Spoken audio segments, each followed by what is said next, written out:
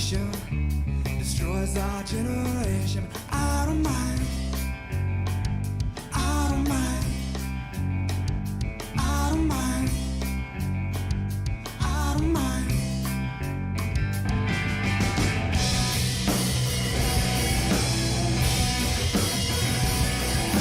Looking for inspiration in my life. Looking for inspiration all the time. Looking for, looking for, looking for, looking for. Hey!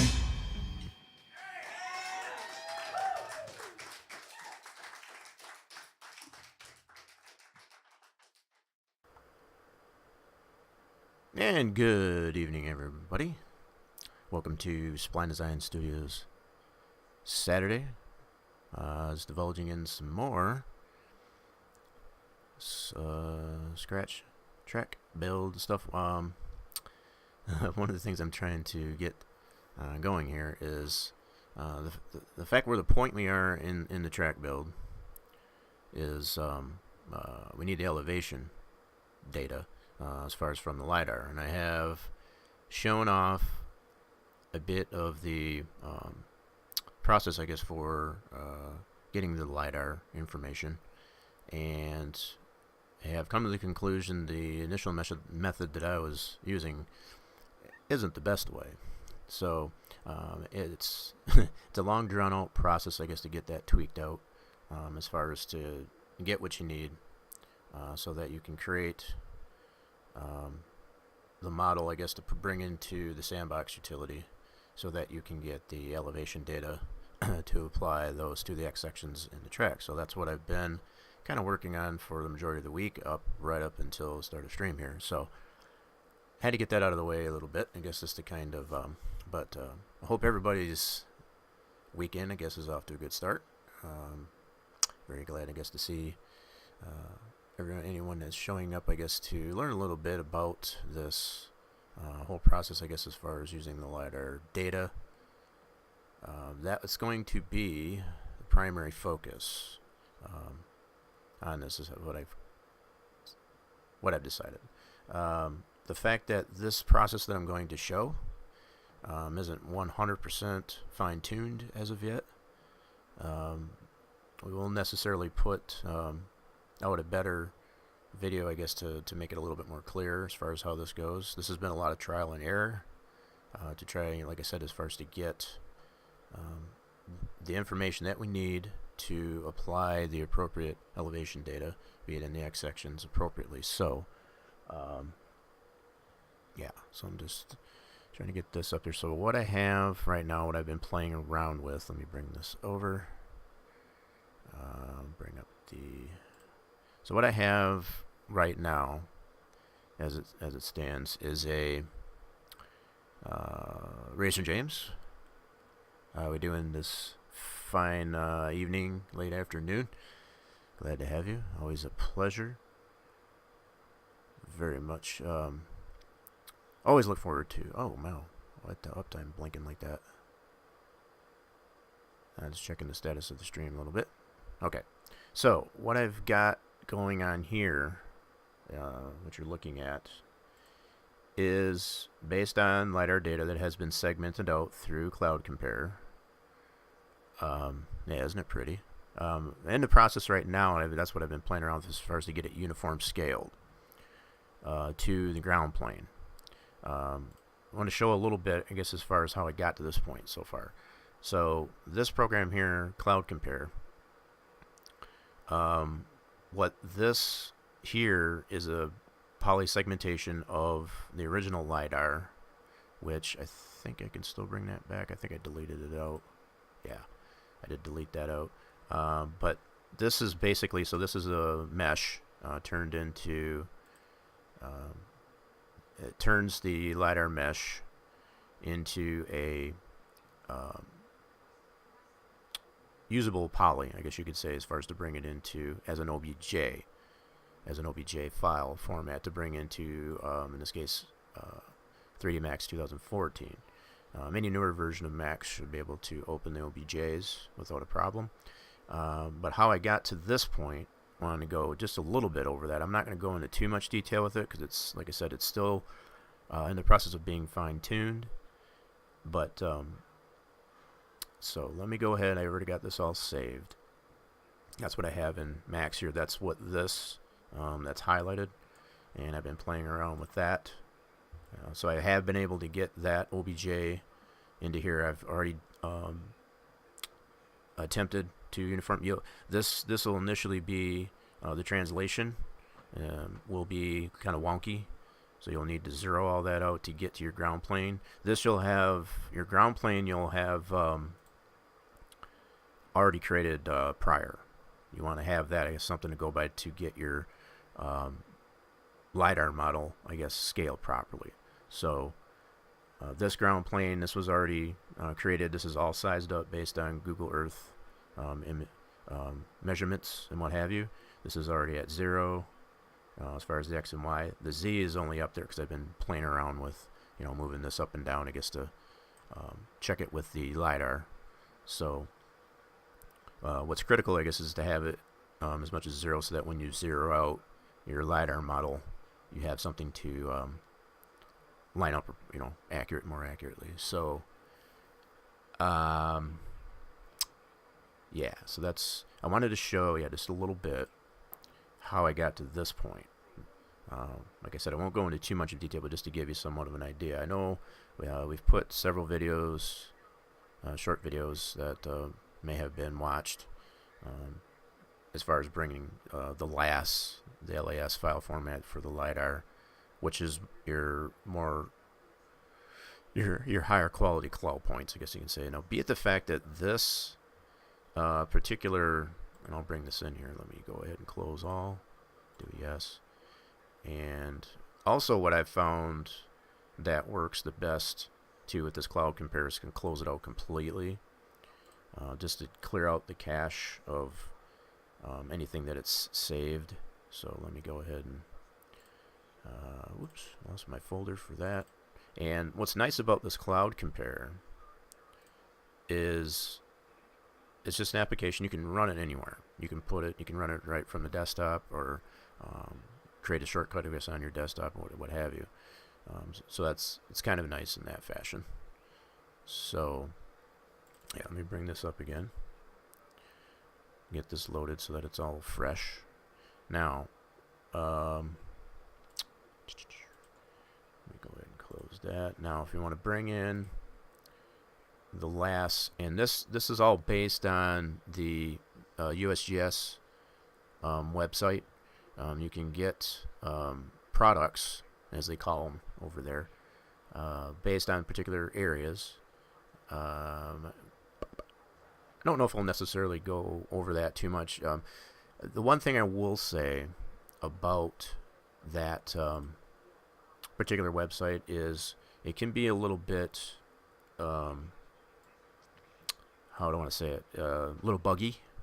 And by buggy, I speak of the fact that sometimes as you're clicking on things, it tries to adjust it because it's a web-based type of program. So it tends to not show you the information that you expect. So sometimes you either have to refresh or just give it a moment or two. Yeah, I want to cover all the business of it. Yes, and I know that's something that you have. We've discussed offline there, James. I guess about that's why I won't go into too much detail about it. That's why I mentioned as far as this entire process isn't exactly all figured out 100%. It still hasn't been completely fine-tuned, but I wanted to give a little bit of an idea for people to understand how, a little bit at least anyway, how this process works. So when you initially select the LAS file, I've already have that selected. That's one of the products that I got from the USGS website as far as the LiDAR point cloud data. And when you initially bring it in, you'll get a couple of dialogues.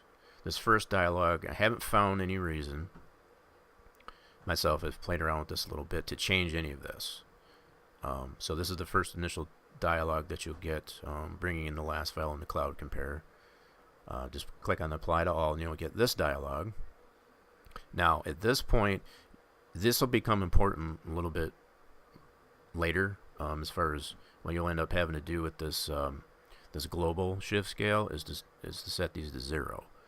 You won't do that. You'll initially just bring it in prior to segmenting the area of the LiDAR out.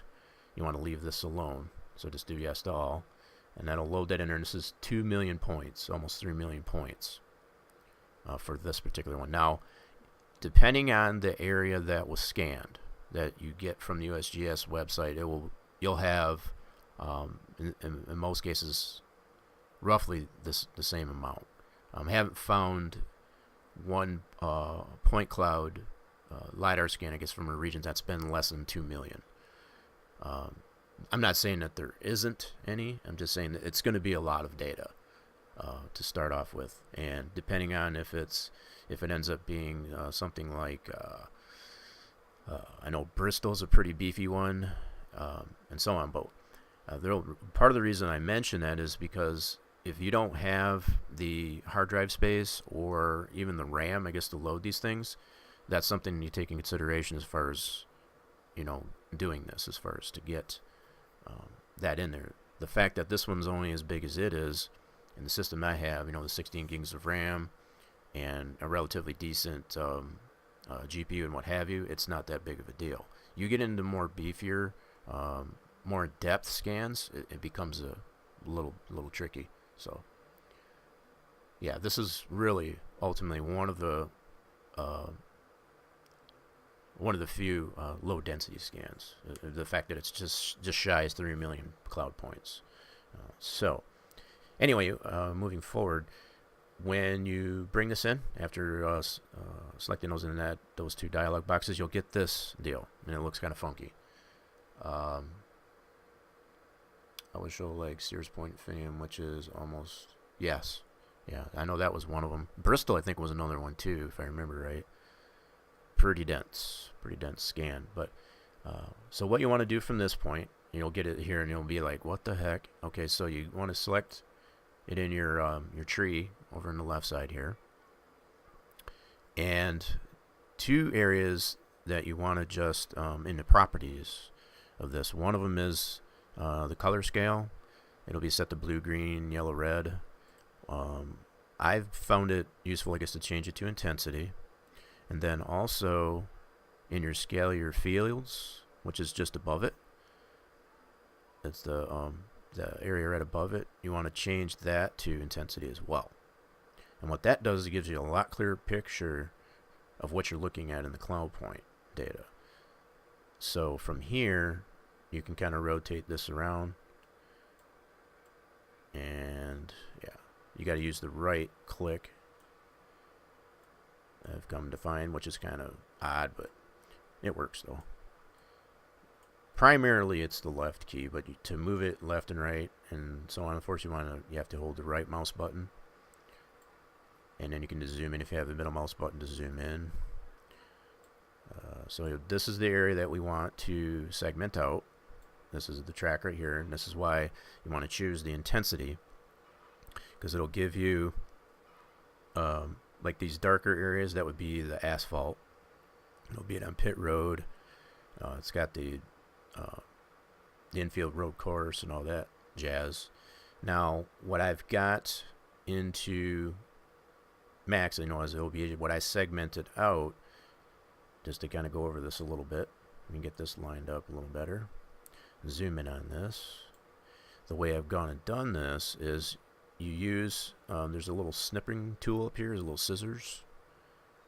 Okay, so you want to click on that and you get a little dialog box over here, and always make sure that it's on polygonal selection.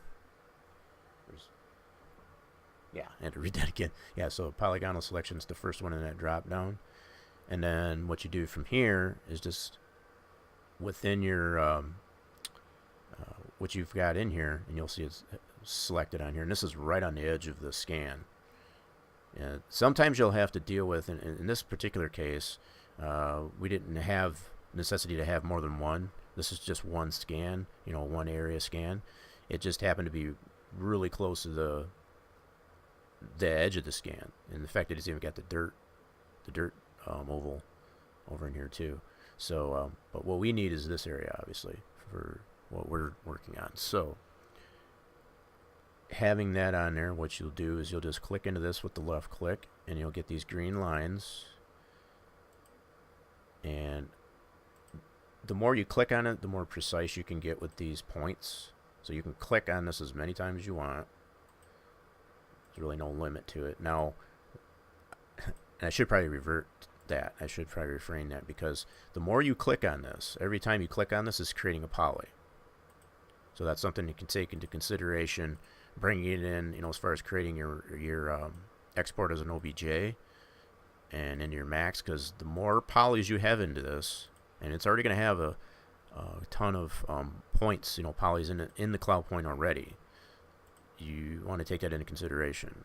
So that's something that I've come to find out. So the more you click on this, the more precise you get with these, you know, choosing this. It's going to add to how many polys that are in there. So once you get to the end there, you can just right click. So now you have that selected. This is the area that I want, and what I did was just, you know, kind of follow the very edge of that darkness as far as where the asphalt would be. So it's going to cut out like the grandstands and things like that, because we don't need that information for what we're trying to do with the banking data, I guess, for our elevation and such, for our track build. So from here, you can do a segment out. There's a little icon up in this dialog here. So segment that out. It'll go away.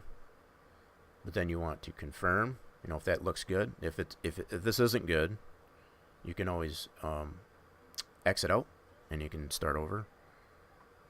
But I'm going to call this good, so you can click on the green check mark, and then it'll come back, and then now it's a separate entity in here.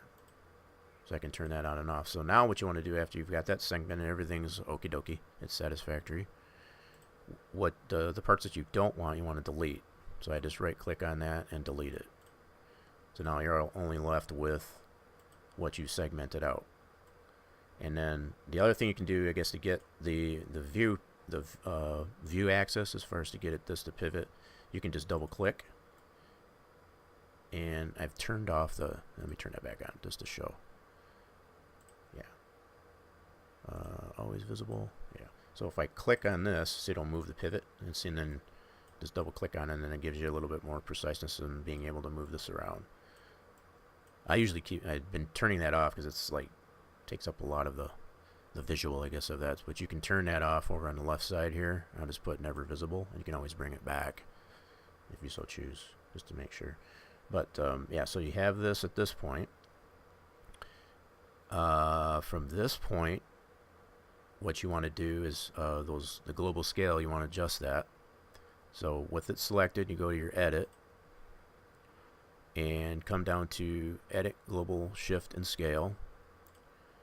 And this is what you got necessarily. And I don't know, I haven't paid attention if this changes after you segment it out. I'm not 100% sure. At this point, it doesn't really matter. But you do want to zero this out.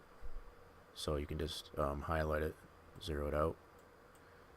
Make sure all those are zero. Leave the X scale at 1. That's what I've found works. You know, so you want to leave. The only thing you want to zero out is your the first two fields. This should already be at 0, but leave your X scale at 1, and then do a yes. Okay, and then from here, what you'll need to do is adjust the translate. So you want to use your pick point, which is up at the top here. This is basically where the center pivot will be, and this doesn't have to be 100%. You know, as far as when you bring it into max, you know, after exporting it out as an OBJ, you'll be able to adjust that once you get it into max.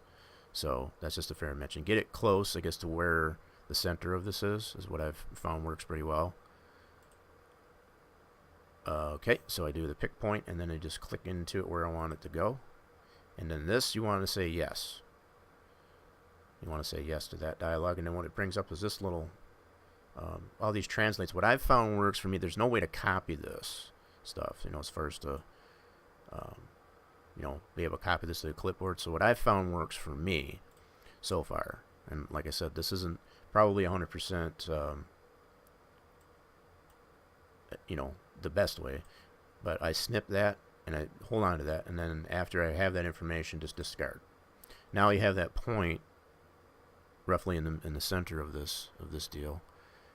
From here, you want to select the model, make sure it's selected, go back to edit, and then apply transformation. And then in this screen, you want to go to axis and angle, and that information that I snipped here, I want to put into the X, Y, and Z here. And I've found, I don't think it's really 100% pertinent to put the decimal information in there, but it doesn't hurt for this point, at this point at least. Okay, so I'm just going to go ahead and put these, and like I said, I have not found a way to necessarily copy that information, so you have to manually put it in there. So like 889648, I just kind of remember that, 889648. Okay, and then we'll go to the Y, bring that back up, 14539. Yeah, like I said, if there is another way, I guess, to we'll have to play around with this a little bit more to see if there is, because that would be a huge time saver. But 900391. I just wanted to go through some of this a little bit, and then we'll get the Z, just to give an idea of what it is we're dealing with as far as the, okay, 663 and 909973. Okay, 909973. Okay, so like I said, I don't think it's 100%. You don't have to worry too much. It's just the fact that you want to change that translate to where you put that center point, and then just do OK. And what it'll do is it'll do this noise. Yeah, because it repositions it. I haven't found yet a way, I guess, to get back to that. So what I do is I just kind of move around here in the viewport until I find it. That's one thing, I guess. Yeah, so there it is right there. I have not found a way, I guess, to be able to zoom in on that a little bit more, a little quicker. So I just kind of move around it until I find it. And I'm sure there's probably a better way, I guess, to zoom in on it, a little quicker. But until we find that, that's what I found works. So once again, I can do, let me turn that back on just to show it. I can set the, what the heck, always visible. I'm making a liar out of me now. Okay, I should be able to pivot that. Anyway, I don't know why that's not working. Yeah, usually what I've found is like you can double click on the viewport. It should move that, but it's, for some reason, it's not doing that. I'm not sure why. Alright, but in any case, yeah, so that's one of the things that necessarily need to work on. There's a lot of options in here up to this point as far as that's available in this CloudCompare. So whether or not there is a way, I guess, to zoom in on a selection once you change the translate. So you hit the 1-1 button on the left to center the view. The 1-1? Where's the 1-1? 1-1 button on the... Oh, okay. Good deal. There we go. See, I didn't know that. See, like I said, I know there's a lot of stuff. I haven't played with that yet. That's good to know. So that's good info. So this 1-1 here, it'll center the view. And I don't know if that necessarily will find your object there as opposed to... Okay, that's good to know. So that 1-1 global zoom. And then from that point, yes, it'll... Cool. That's good to know. See, that's something I did not know. And like I said, I'm sure there's probably a lot more functionality in this CloudCompare. I mean, there's a lot of stuff. Most of this stuff on the left here is primarily just for your the viewport itself. It does not affect the mesh or the segmentation that you do, well, up here is what adjusts all that. So it's like as far as, you know, translate and rotate and all this stuff like that. All these items up here affect the actual mesh, whereas these are just the viewport. So that's one thing I have figured out, I guess, with the CloudCompare. Yeah, I'm just messing around with it now, pressing random buttons. Yeah, and I've only played around with the buttons that were pertinent, I guess, in that one tutorial. That is set, of course, a tutorial that has this CloudCompare, I guess, available as a link, I guess, in that tutorial. So, yeah, that tutorial doesn't necessarily go into using all that, but as far as clicking on things, it doesn't hurt. If anything, if you click on something like that, there is no undo in this thing, from what I found as well. Because one of the things that I did, I tried to adjust I did the pick point before doing the adjust global scale, and it put some kind of octree or some stuff in there. And when I deleted that out, it just messed the whole mesh up again. So that's when I came to the realization that there is no undo. And maybe there is, and I'm just missing it. But I ended up having to close the thing out and start over. So, yeah. So there's that. So if there is an undo in here, I'm not 100% sure. It'd be nice if there was, 'cause that way I wouldn't have to start over if you've got something. But anyway, so this is where I was at. That's how I was able to get this segmented out. And then from here, you want to, it's still in CloudPoint format, I guess, if you will. So the only way you could really save this is as a LAS or an LAS or an LAZ. So we want to be able to use this in 3D Max. So from here, with it selected, you want to go into Edit, go to Mesh, and then this is where you bring it in as a 2.5D XY plane, is what it's called, the very first selection in this. And this you want to leave alone. Just leave it at 0 and push OK. And then it'll change. The appearance of it will change here, and that's okay. That's actually good. So now from here, you can do a file and do a save, and that gives you the option to save it as an OBJ. I'm not going to do that because I already have it, but this is how the OBJ format, you'll be able to import that into Max. And that's where I'm at right now. So in any case, that's how you get the LiDAR information off of the CloudPoint, the point cloud, into a usable format. Yeah, I can close this out. I'm done with that. No. All right. So we're just going to minimize that for now. So that's where we're at. That's where I'm at with Max. Whoops. Where did my Max go? There's Max. So that's where I'm at with Max right now. So what I've done is I have my ground plane, and it's, like I said, it's already measured, scaled properly as far as the size of the track. So now it's a matter of getting that LiDAR, and I think I'll go ahead and show this just to give you an idea of how this imports initially. So let's, I'm going to go ahead and take out, let me unhide this. What the heck? Where did it go? Oh, did I, okay, it is in there. Okay, so yeah, I just want to delete this out for now. So now what'll happen is I've got this started. Now what I can do is I can do an import with my ground plane open. Okay, and then I want to navigate to that OBJ that I created. This is the one I created earlier. And then just select that and import it. Now, when it initially imports, like I said, your translate, as far as it being, in the world, it's like, where did my ground plane go? That'll be probably your first question. It's like, what's going on here? What you want to do first, what I've found is best, is these translates, put them all to 0.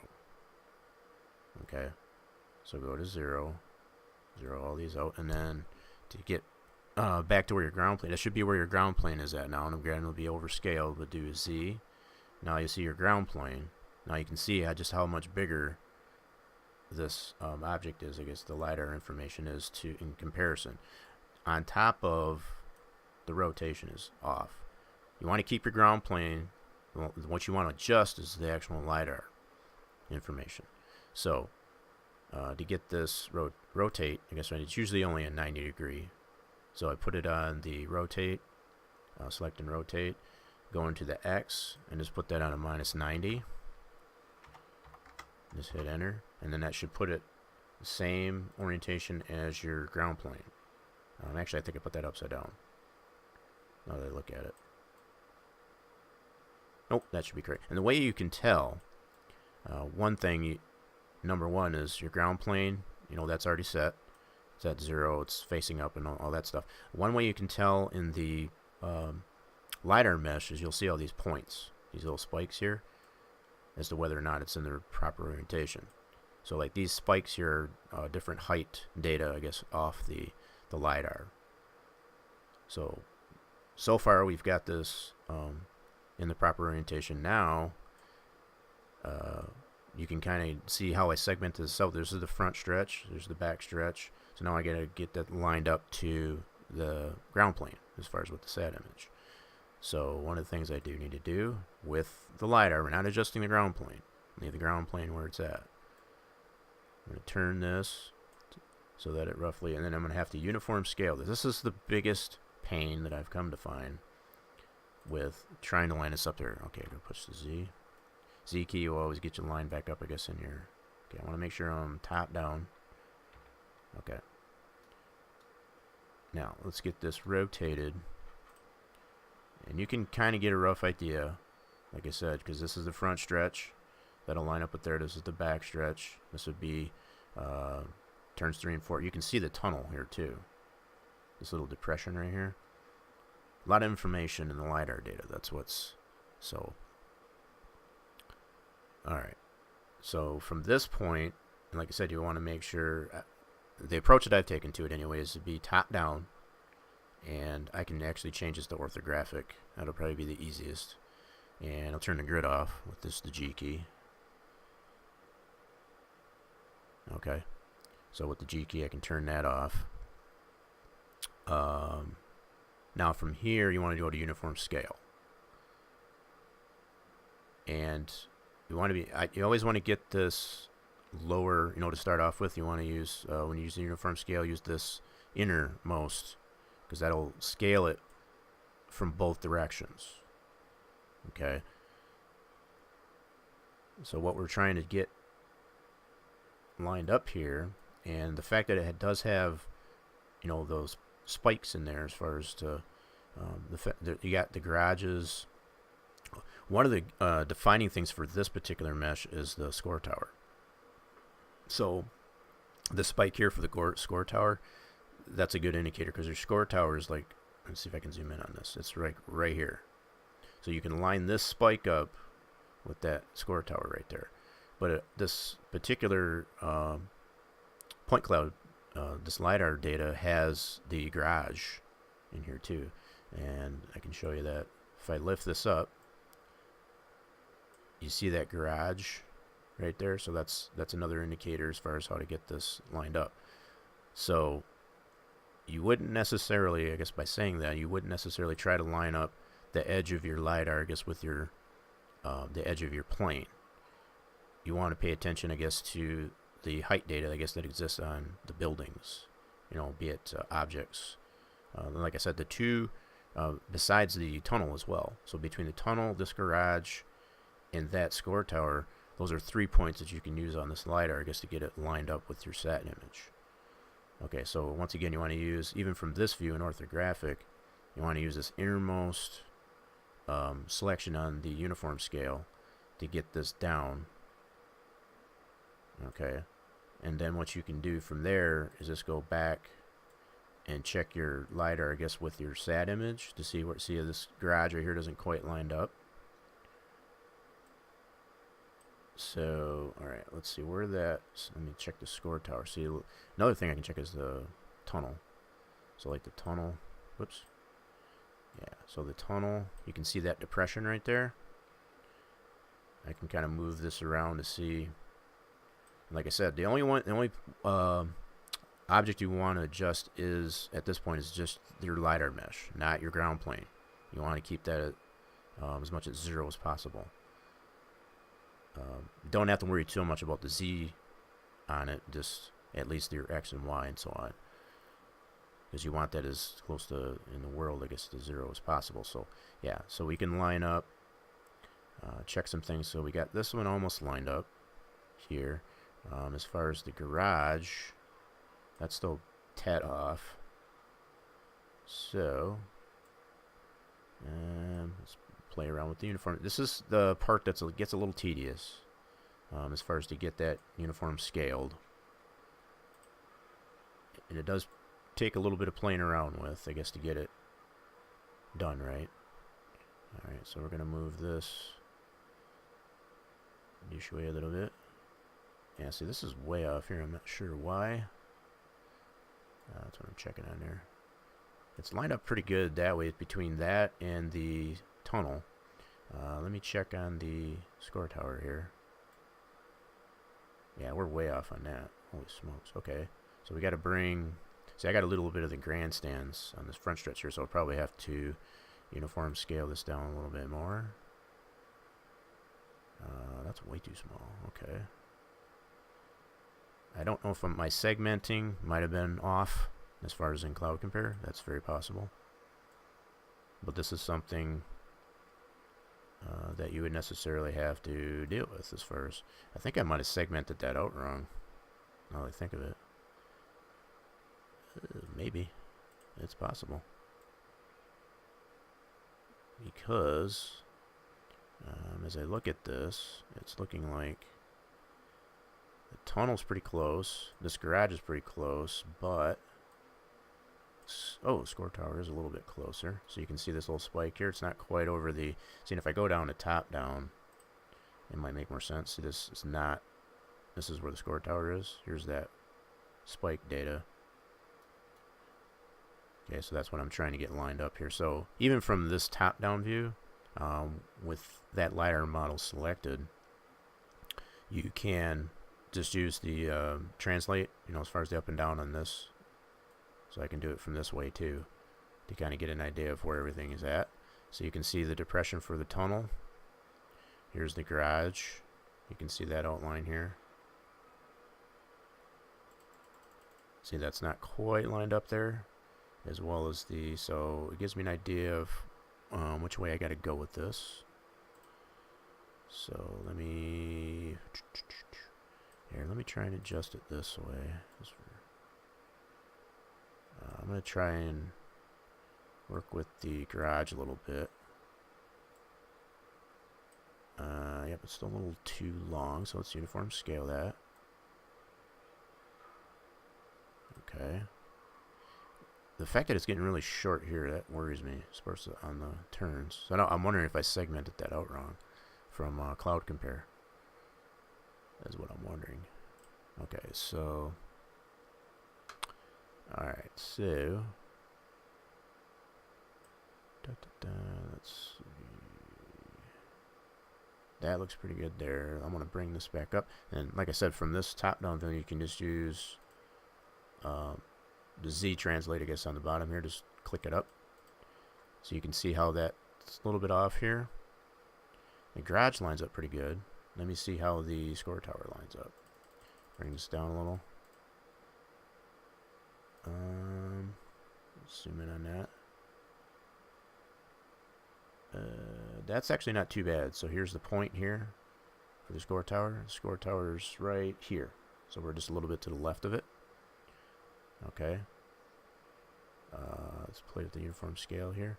And like I said, you want to only adjust the uniform scale this way. You don't want to adjust it this way because you're you're deforming, you know, as far as from these points, you know, you want to do them both simultaneously.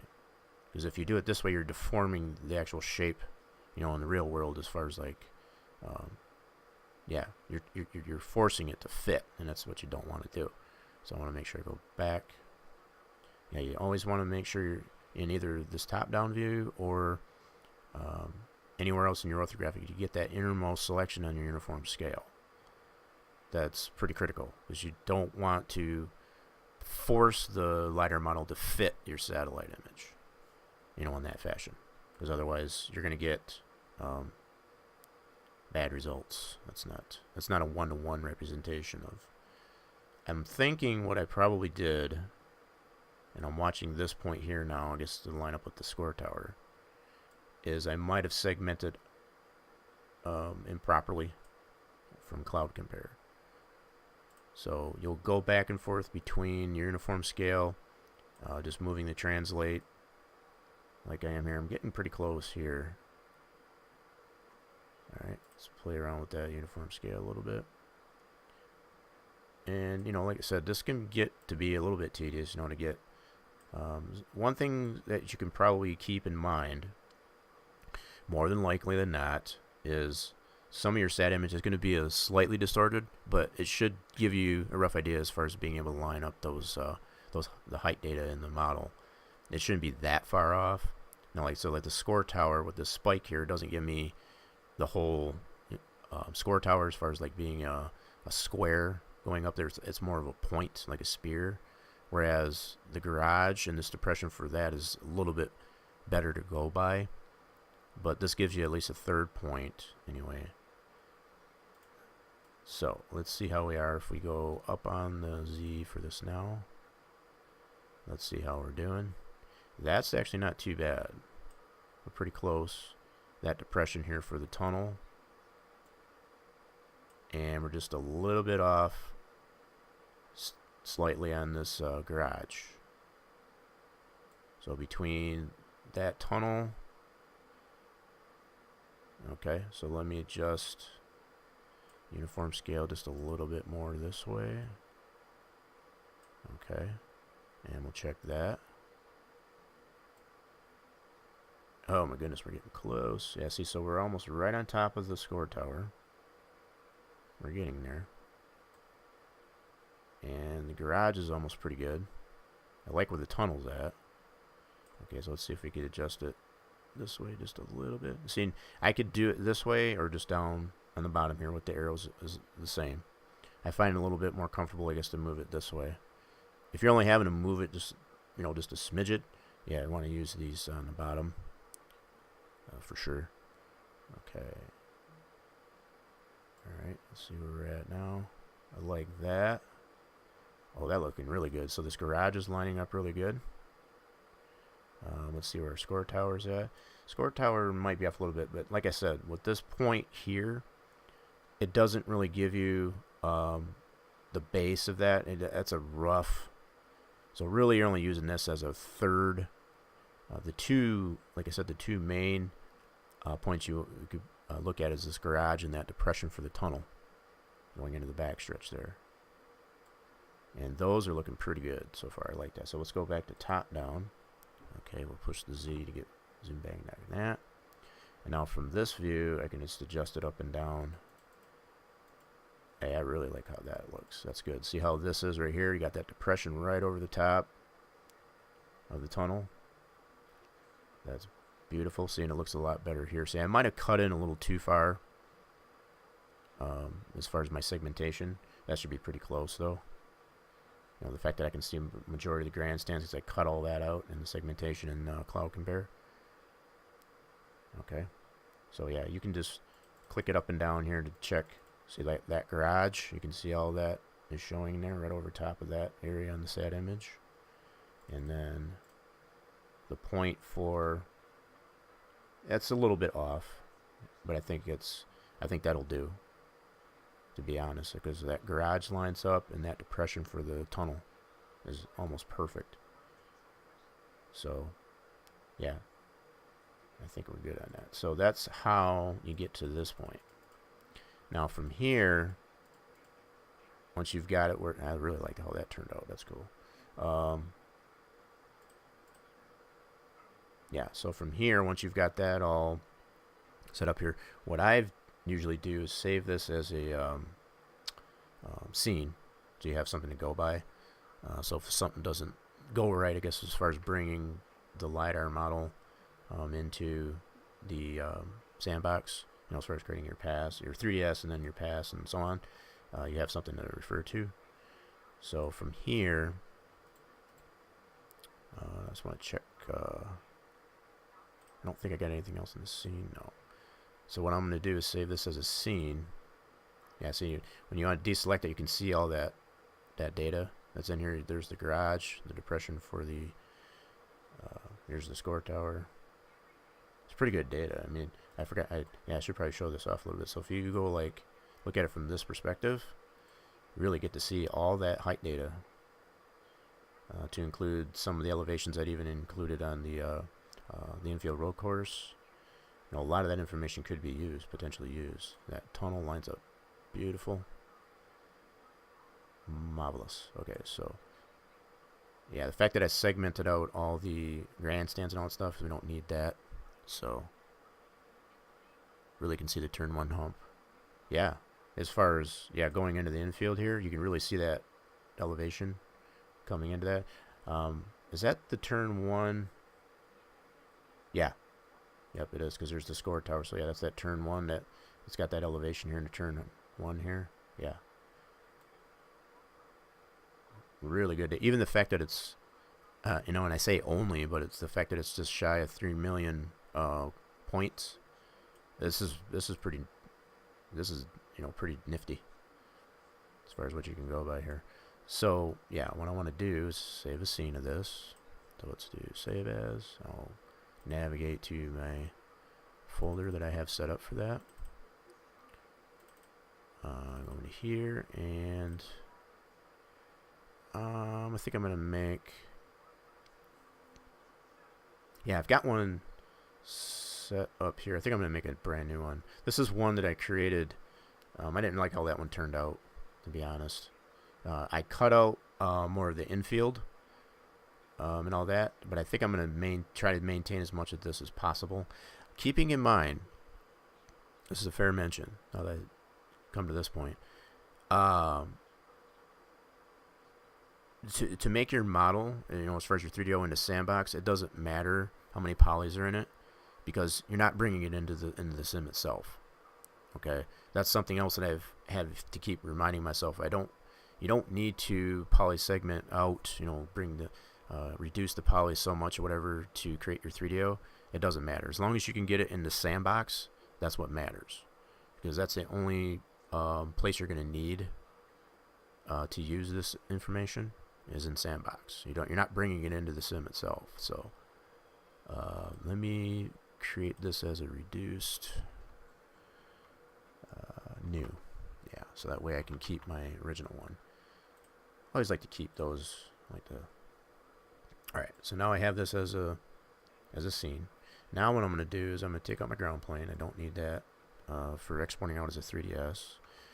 Okay, and then what I need to do, prior to moving this out as a 3DS, I need to map this, because bring your 3DS into, my case, max 5.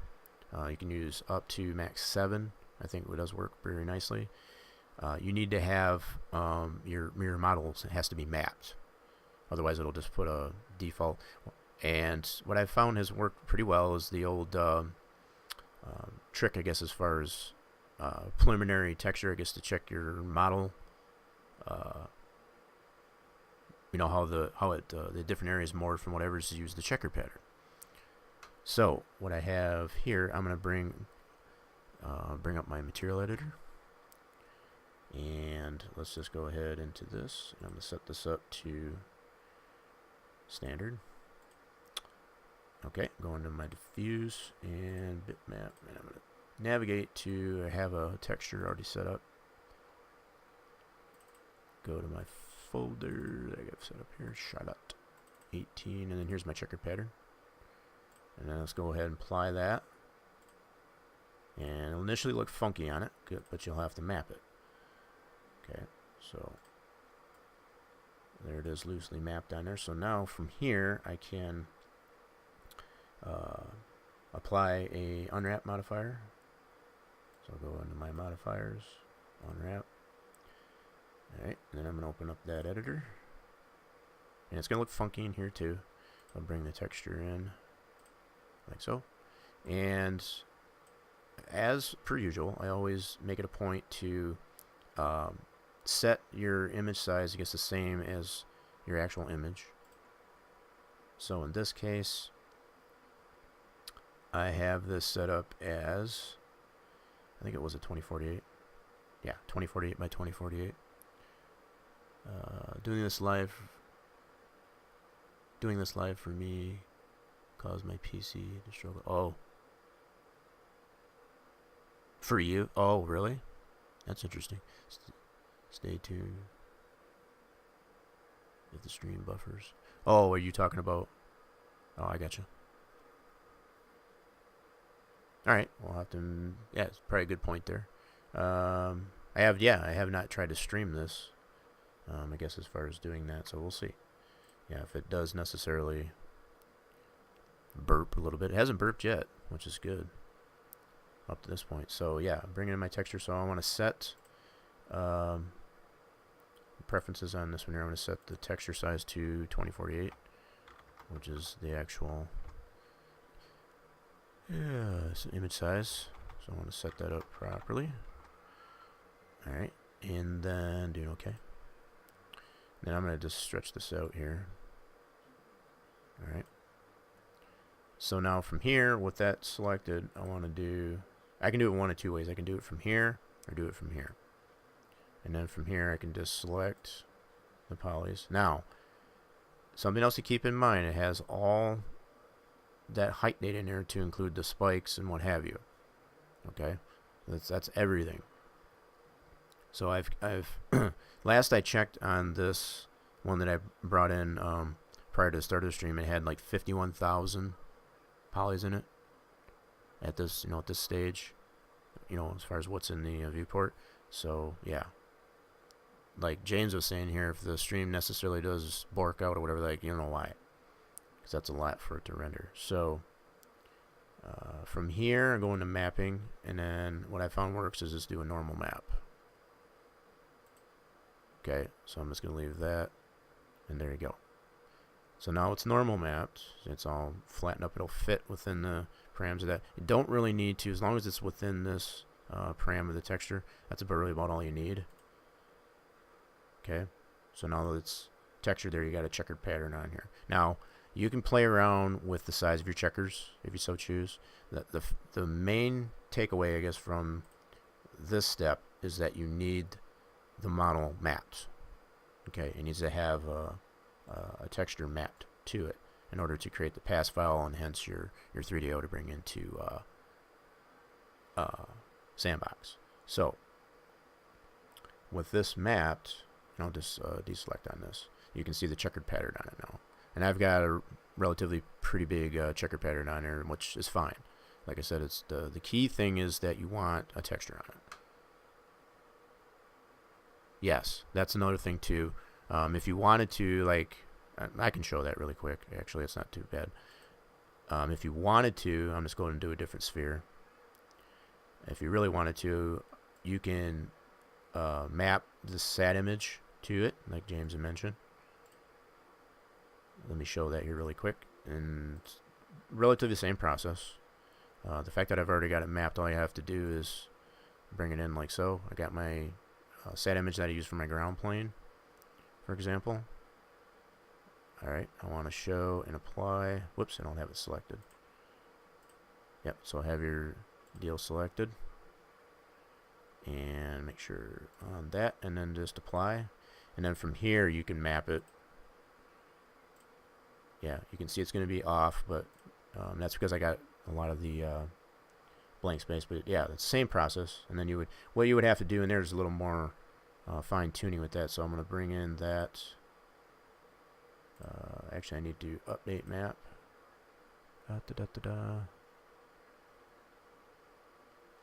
Oh crap, where did it go? View. Oh, there it is. Under view, update map. So what that should do. Oh, there. Wait a minute. Why did that change? Interesting. Okay. Usually that should change. Let me go here. I'm not sure why that didn't change. It should give you an option here once you've got that applied to put that in there. So let me see. Pick texture. Let's go this way. I'll just do it this way. And do it this way. There we go. Not sure why that didn't update, but there we go. So now that you got that in your edit UV deal there too, I usually have to reapply edit poly then. Oh, really? One way you can do it is in the pull down here, like I just did. You can do a pick texture and just navigate to that the same texture that you have in the main viewport. But you know, you can do it either way. So there's more than one way, I guess, to go about that. So like James says, you can necessarily apply another unwrap. Yeah. So either way, more than one way to get to that point. So yeah, now that you got your texture in here, you can do it this way, and then map your mesh to the actual SAT image. So from here, what you do is you go into this. See, I'm still used to going over here, but you can select poly over this direction, and then just drag select, like so. And then from here, same thing as you would map anything else. You know, just you can freeform this to line up, I guess, with your SAT image, because your SAT image should already be set as far as the size. That's already been set previously, so you can necessarily go into here. Yeah, it is hesitating a little bit here. So yeah, the fact this is, like I said, it's like 51,000 polys in excess of that.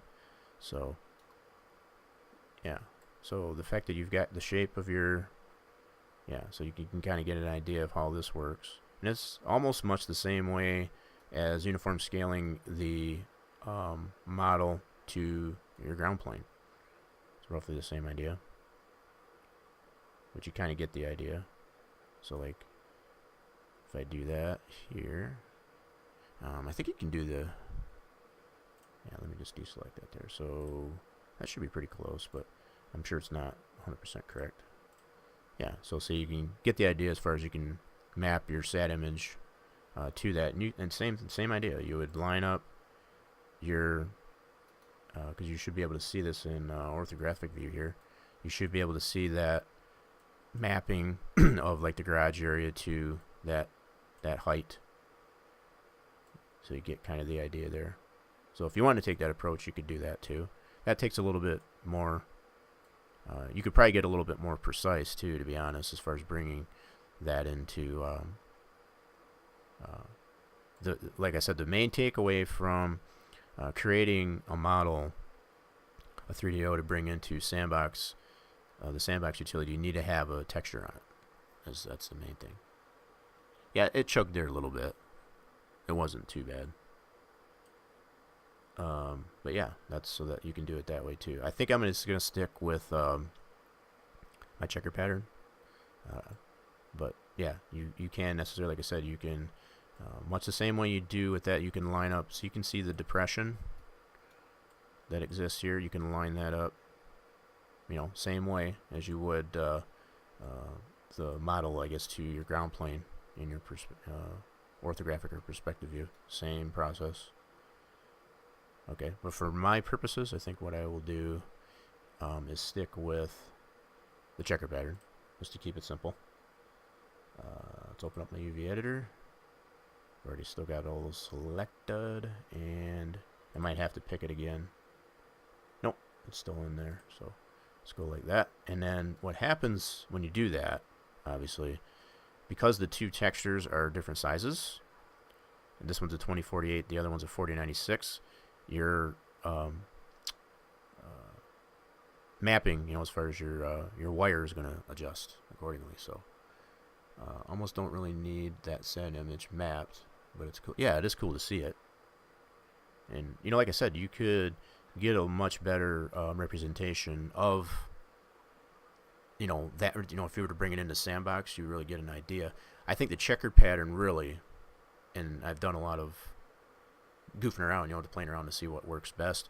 What works best, I find, is having like either a solid color or a checkered pattern on it, so that you can see that actually coming, you know, what you have to bring your X sections to, you know, what you have to adjust it to. You can see that bleeding through the track spline, the geometry, and I'll show that actually once we get to that point.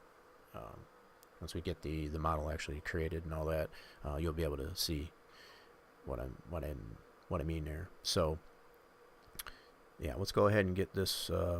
It's already flat mapped, so let's just go ahead and adjust this back to fit within here. And at this point, it doesn't really matter, just as long as it fits within the bounding box here. The way I've got the textures, the MIP that goes through this model, it's just set at a map of 3, which just means it doesn't tile or anything like that. So just as long as you have some type of texture on your LiDAR mesh, that's what's necessary. Alright, so I've got it there, so I got to change it also in my material editor. So go back to here, apply that, and there we go. So there's my mapping of the checker pattern. Hello, there we go. So yeah, so now we have that on there again. And it doesn't, if you want to get real particular, like I said, the size of your checker, in your actual texture, you can adjust that. I've just made it in the fashion that I did. It's rather large. You can make them smaller, scale them down if you so choose. This is, like I said, as long as you got a texture on it.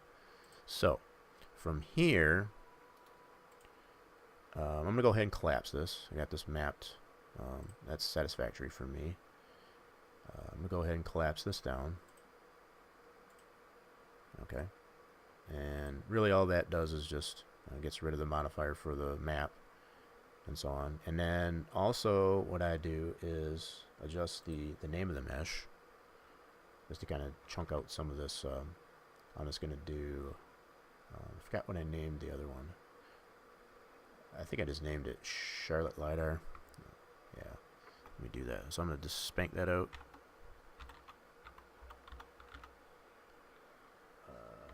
Spell this right and just do Charlotte. You can name it whatever you want. It doesn't really matter because it's only going to be used as a jig or a template for that. But I found it better, I guess, to kind of reduce, I guess, the size, because it's going to be the name of the original LAS file from CloudCompare. So alright, so with that done, it's textured. Now we can export this out as a 3DS. We're going to need that to bring it into Max to do the pass export. So what I'll do is go to my folder here, Charlotte 18, and then I want to create this as a 3DS. And this is the original one that I did here. I'm going to create a new one. I'm going to keep that. That was my initial try. I didn't like how that one turned out. Because the way I did that one, and I won't show that. Like I said, I'm not proud of that one. I did not segment out like I did in this fashion in CloudCompare. So what I ended up doing on that initial try was to delete out the polys I didn't want from CloudCompare. So I had a lot of the grandstands and such still in the model. So I tried to poly out, delete all the polys in Max. That's a pain in the rear. It's much better if you can get away with it. If you segment it out in CloudCompare, you get a much better. You get a lot cleaner line as far as chunking that out. CloudCompare does a much better job of cleaning that up there, so you don't have a lot of jagged. It just looks like crap. It looks like you took. It kind of almost looks like I took some dull scissors and tried to cut cardboard out. It looks terrible. And like I said, I'm not going to show that because I'm not really proud of that at all. So from here, I've got my new 3DS. I just want to double check that it's there. Yes, so here's my new 3DS. Now what I can do, I'm going to close this one right out and bring up my Max 5 for my purposes. And like I said, you can use up to Max 7. Has been proven to work. So I'll just reset this. Don't save. Yes. Alright. Exit right out. And I'll go ahead and get Max 5 loaded. It'll yell at me a couple times, but that's okay. That's normal.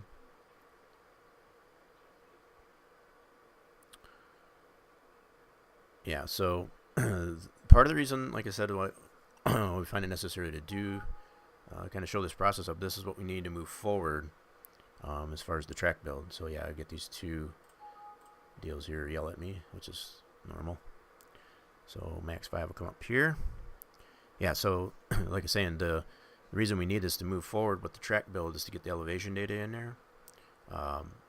So that's why, the traditional way of doing it is like you would just apply, go into the height view, and go by the information that's available either on the track's official website or whatever, and try to apply those, kind of guesstimate. Oreo side with the host, appreciate that. I've got some of my I got some of my spoopy alerts in there, so yeah, that's good to see that that's working. Appreciate Oreo side, I guess, for the host. Everybody coming over from Oreo side's channel, welcome. So yeah, with max 5 opened up here, we can open up that 3ds. So let's go ahead and import. Okay, I'm going to navigate to that folder. Had a brain fart there for a second.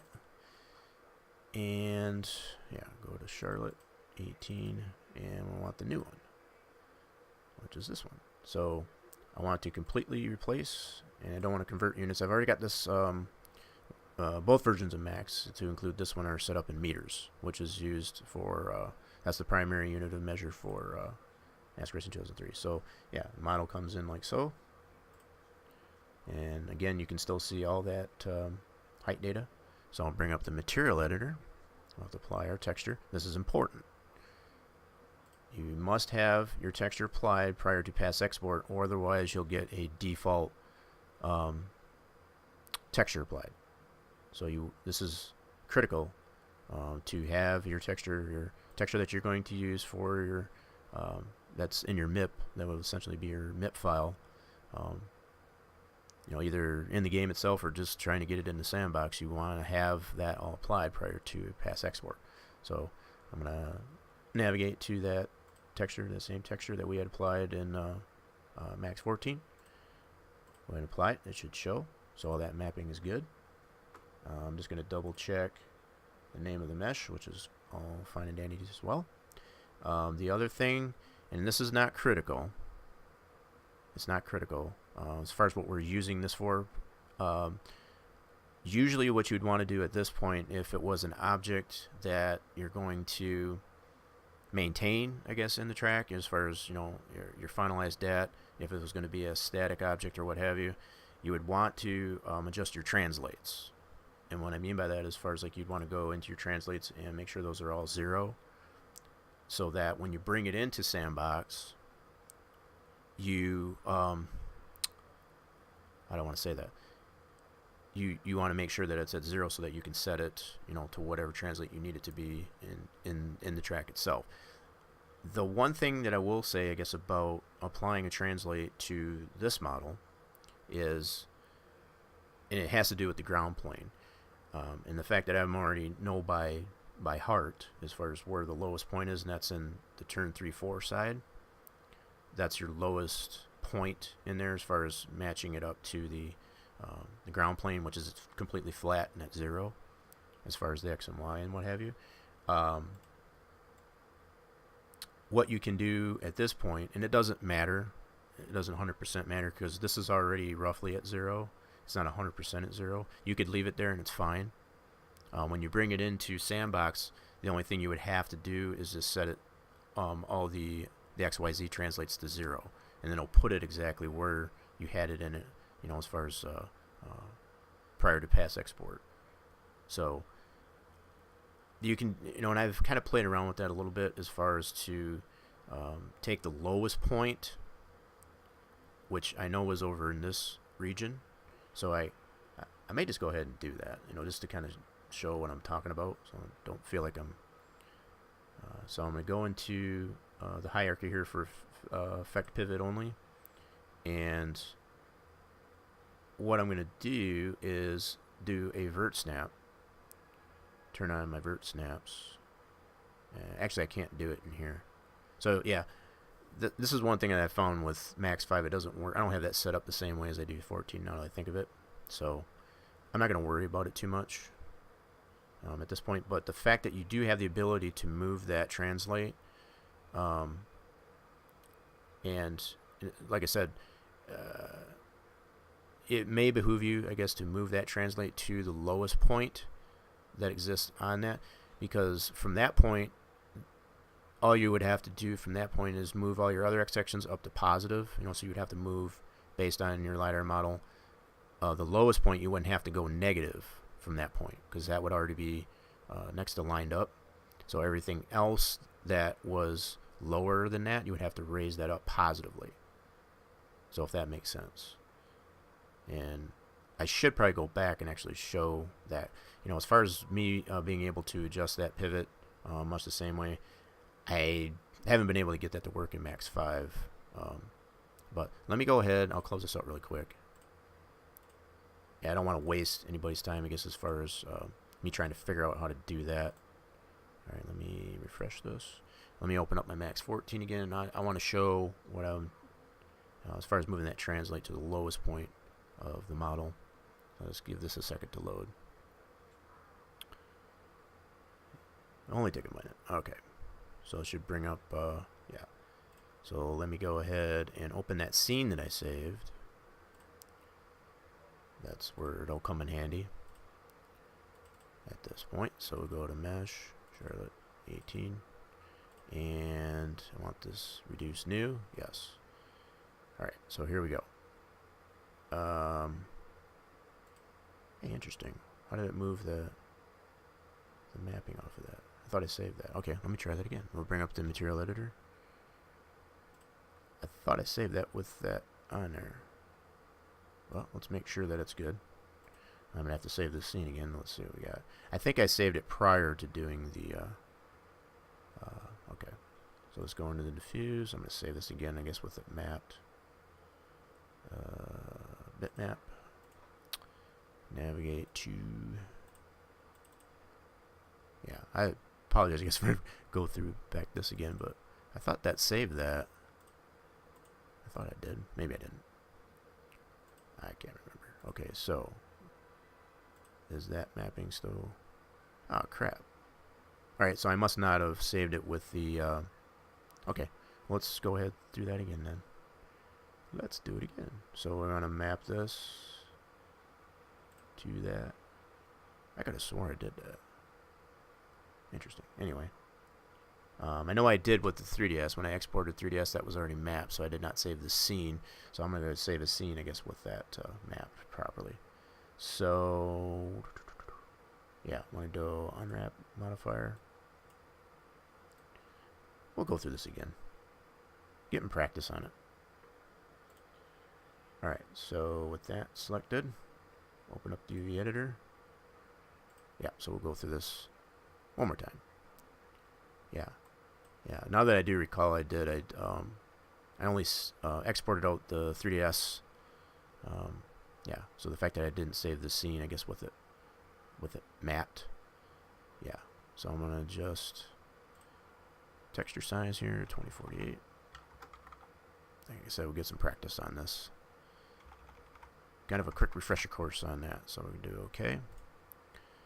Alright, and I'll just expand this out a little bit. And then from here, I can do polys, drag select, like so. And then from here, go to mapping and do a normal map. Leave this all the same. Don't need to adjust anything, just do OK. So that's good. Alright, so that'll have the map onto that now. So from this point, I think, yeah, I'll go ahead and save this as a scene from this point. Yeah, so now I know it's mapped. Yeah, let's do that. So let's resave this scene. Yeah, reduce new. Yeah, so I'm going to right over that. So now that'll be mapped when I come back to that. Just to save us a few steps. Now, from here, I want to take out the ground plane. I don't need that. And also from here, I'm going to collapse this prior to export to 3ds. So I just go collapse selected, and all that does, like I said, is just removes, it smashes down, I guess, the modifier for the unwrap, and then I'm just going to rename the mesh to Charlotte. You can name it however you want. If you want to do just Charlotte LiDAR, however you want to do it, that's up to you. So now from this point, this is where I wanted to show, I guess, as far as adjusting the translate.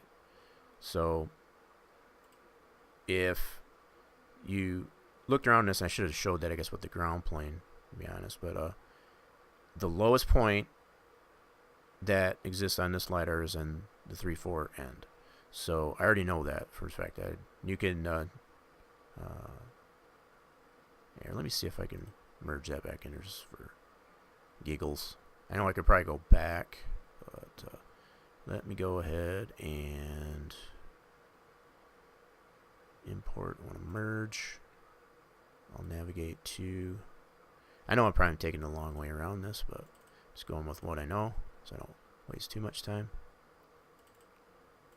Alright, so if I bring back in, I thought I had one with just the ground plane. Let me do this.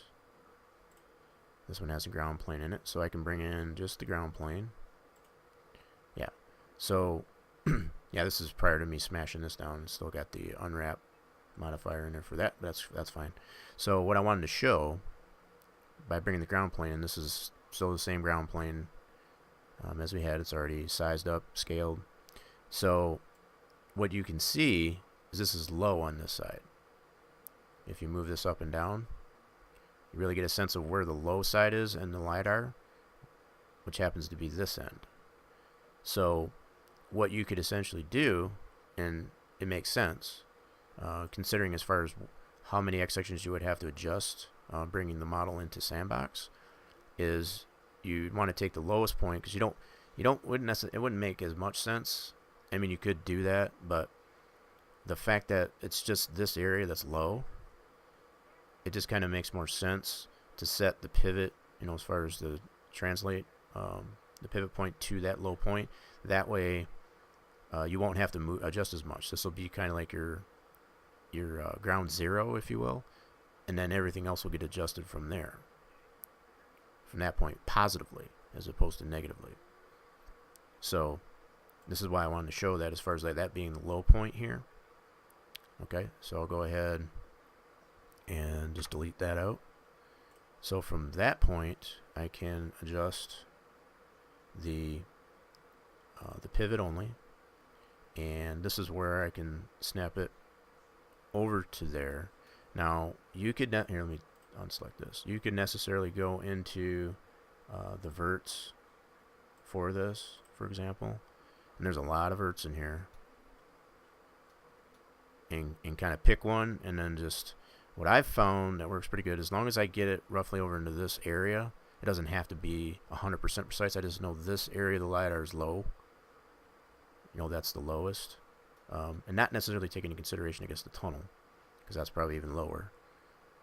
But the majority of, and whether or not I'll even use this information for the tunnel in the track build, that's still yet to be determined. I'm thinking if it does get used at all, it'll probably be in the form of a 3DO. So that's something just to keep in mind too. So what you could do, I guess what I was trying to show here is, pick any one of these points. Whoops, I'm going to be careful not to drag. But so you can get the translates from here, so you get a rough idea. All I want to do is get that pivot, that alignment on this end of the LiDAR, because that's the lowest. I don't need to get real specific on to which vert is the absolute lowest. You could, if you wanted to, I guess, go through there to observe, I guess, which is the lowest, to get it on the very lowest point in that area. But like I said, the fact that there's so many verts in here, it's ridiculous. So I'm not going to get too critical about that. What I at least want to do, I'll go into the hierarchy here, and I want to adjust the pivot only. I'm going to put my snaps to verts on, and from this point I can go ahead and snap that over to this area. Okay, whoops. Yeah, so as long as I am roughly on this end, and I can get a little bit precise, I guess, a little bit. Let's see, it's basically snapping, I guess, to, and right now it's snapped to, let me see what it's snapped to. Yeah. So it's got that 1 point right there. Let me see. It's not working like it was for me earlier. Daggum thing, stand on that 1 point there. So that may necessarily be the lowest point. That's probably fine. The fact that it's kind of point on there, that's probably good. So we'll leave it right there. So the fact that it's on this end of the track, and that's what I know. So we know just what I showed with the ground plane. This end of the LiDAR data is the lowest over here. So the fact that I have that translate over here, when I create the model and bring it into Max, or Sandbox I should say, after creating the 3DO, when I zero it out, this will be already set. So I shouldn't have to adjust a whole lot on this end of the track. It would just be everything else up positively.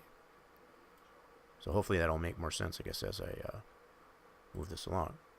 So with that all done, and I don't need to worry about zeroing it out or anything like that, as you would for any other 3DO that you would bring into the sandbox, because we're not keeping this in the track. This is only used for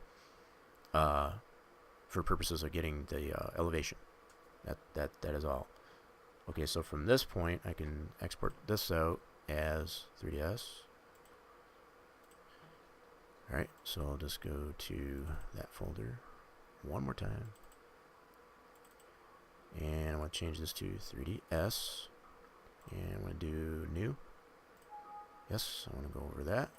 And it's going to give you, it's probably something I skipped over. If you get this thing that's renamed it, don't worry about it. Because once you export it out as pass, and you apply that appropriately, as I was showing you, that's critical as far as to get that on there. That'll be that information as far as the actual name of the texture file, as far as your ending MIP file for it. It'll end up maintaining that. So the fact that it brings that up there is just telling you at this point the texture has been renamed to conform to the parameters that a 3DS will allow, as far as you can't. It kind of restricts your texture file name. So if you were to, most other programs, if you were to create a model from that 3DS, from that, it's going to expect you to use the name that it's adjusted it to. So the fact that we're going through pass, you're able to maintain, I guess, what you want it to be named instead of what. I know I'm kind of rambling on with that. But just to make it a little bit clearer as far as what's going on with that. So now we have our 3DS. I'm going to go ahead and reset this. I've already saved it with it mapped, so that's cool. We're going to exit out of this, and we're going to open up our Max 5 once again. And bring that 3DS in. Apply our texture, all that jazz.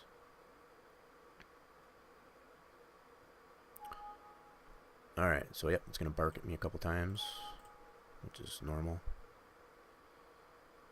Okay. Now, in Max 5, we're going to import that 3DS once again. Navigate to the folder.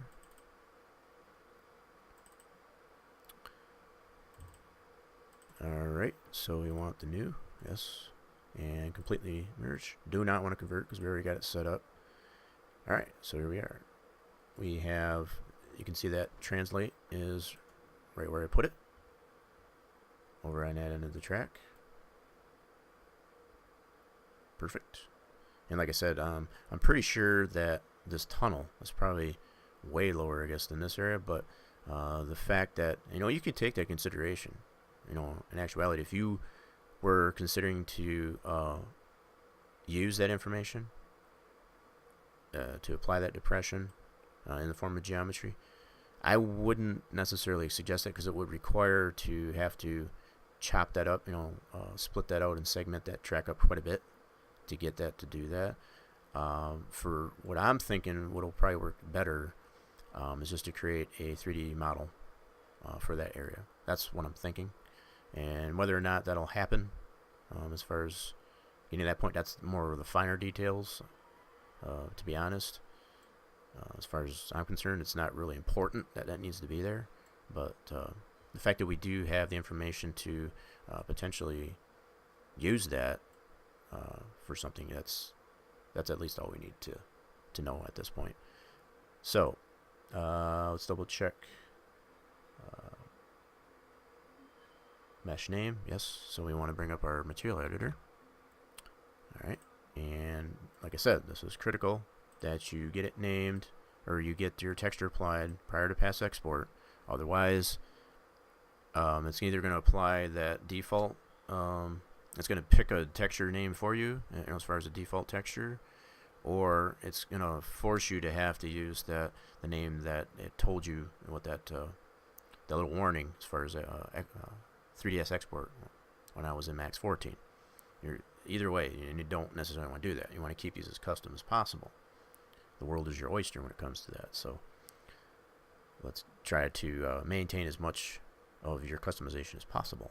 So yeah, the fact that I would want this named exactly what my texture's name, and it's not going to chop it off, it's not going to give me a random texture applied to it. This is the way you want to do it. So got that in there, so I want to apply that and apply that to selection. So yep, there's the texture onto the model.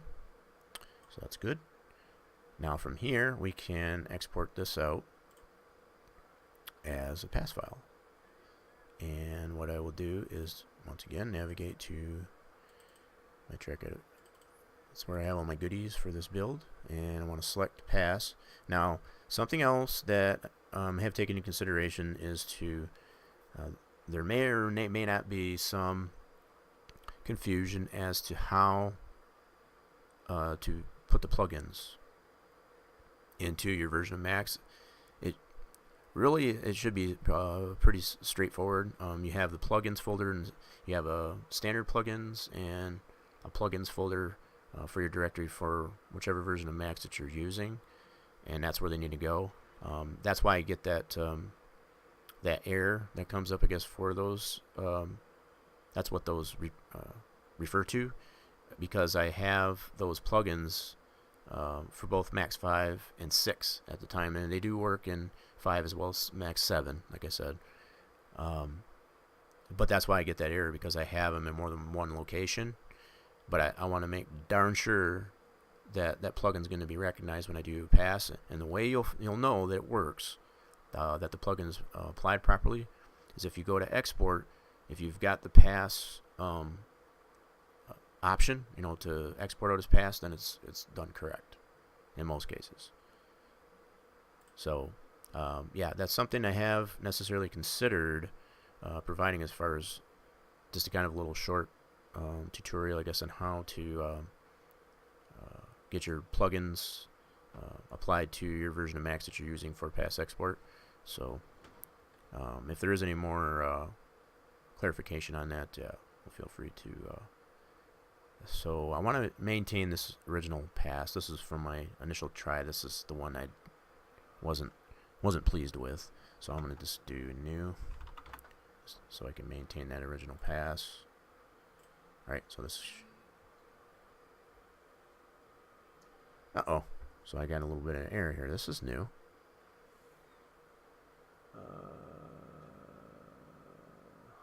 That's interesting. So maybe it has too many... maybe it is too much. This is a first. Okay, so I'm not sure if this is giving me this error because I got too many polys in it. It could very well be. Let's do it okay. Okay, it's just telling me that it saved the scene, I guess, to my, I'll be damned. Alright, so it could necessarily be that it has too many polys. That's interesting. Yep, I would have to agree there, James. I think you're right. So, that's probably something critical to go over. So the fact that I did have, like I said, it was like next to 51,000 polys on it. If anything, that's a true indication as far as like the necessity to have to probably spank down the polys a little bit more. So that's what I'll look into. I'll go ahead and load up my Max 14 here again. see, I wasn't 100% sure up until that point, just what the limit was for creating a pass file. What I do know is we don't have to be concerned with getting it so far down and losing some of our data from the LiDAR that, yeah, so we're not trying to put it in the game. I'll just put it that way. We're only trying to get it into Sandbox. So as long as we're able to create a pass file and get it into Sandbox, that's the only thing that really matters. So this is part of the process, you know. So the fact that we cannot, I'm going to open this scene back up, that we cannot get a pass created with next to 51,000 polys on it, good to know. What, if anything, what I might be able to do is just chunk them out. I might be able to chunk the model up and create several pass files. That could possibly work. I guess we'll look at some options. We will look at some options. So let's do that. Let's go into that scene, which is my new one, which should have the mapping to that. Perfect. Now, yeah, let me go into this really quick, and I'll just double check on this again. So if I go into, I can collapse that actually. Yeah, I'll keep it this way for the scene, but that's fine. So let's do collapse. Selected. There. So I'll just take out that modifier. So let me go into polys and drag select these. So the fact that we have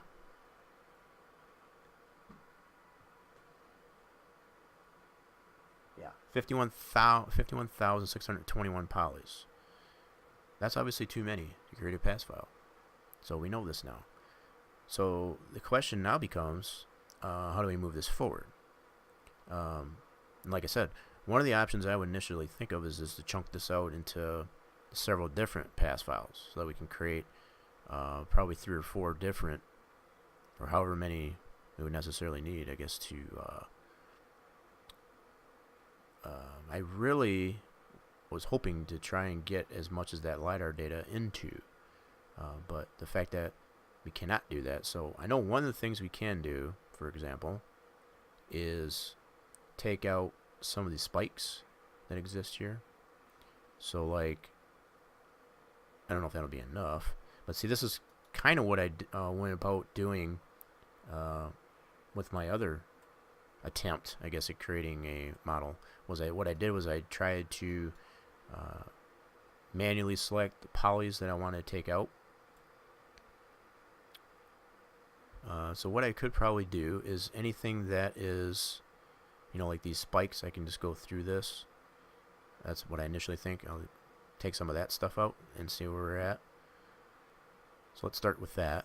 So we don't really need these polys, say for example. I want to maintain as much as this edge as possible. I don't want to take any of that out because that's our elevation. We need that. That's basically where our outside retaining wall is. So for starters, and you'll get holes in it, that's fine. I don't think that's going to be critical. But I think we're going to have to severely reduce how much we have in here, unfortunately. Alright, so we can take such information out as that, for example. And like I said, this is kind of what I already did with, you know, trying to create that other model. That's why I didn't like how it turned out, because I cut out a lot of the infield to maintain, I guess, a lot of the road course in the infield, but I chunked out a lot of this information, you know, to include the tunnel depression and so on, and I wanted to see if I could maintain that, to be honest. So I want to see, let's go ahead. This is going to be a pain. I've already gone through this process, and it's much harder to do it this way because there's so much poly detail into this thing. And the fact, like I said, this is only, you know, just under 3 million points, original points. The fact that if you go ahead, try to anyway, and select these out, like so, you're really gonna, to get it to where it's only gonna cut out like where the infield retaining wall would be and such. Yeah, becomes kind of tedious. I think what I'm gonna try and do, I don't know how I want to do this, because one of the things that I think of would be to do like a cut, but that really doesn't, brother. Now I'm just thinking at this point. One of the things I did try to do, I'll give you somewhat of an example, and I know it didn't work out too well, was to create, based on the SAT image, anyway. So, like, if I go ahead, like I said, I didn't like how it turned out, but I'll show, I guess, what I kind of did. Let me hide this. So what I did was, based on the ground plane, I created a spline. Yeah, so if I go top down. So what I did was I think I created this into, I'm trying to remember how I did it now. Alright, I think it was, I gotta remember. No,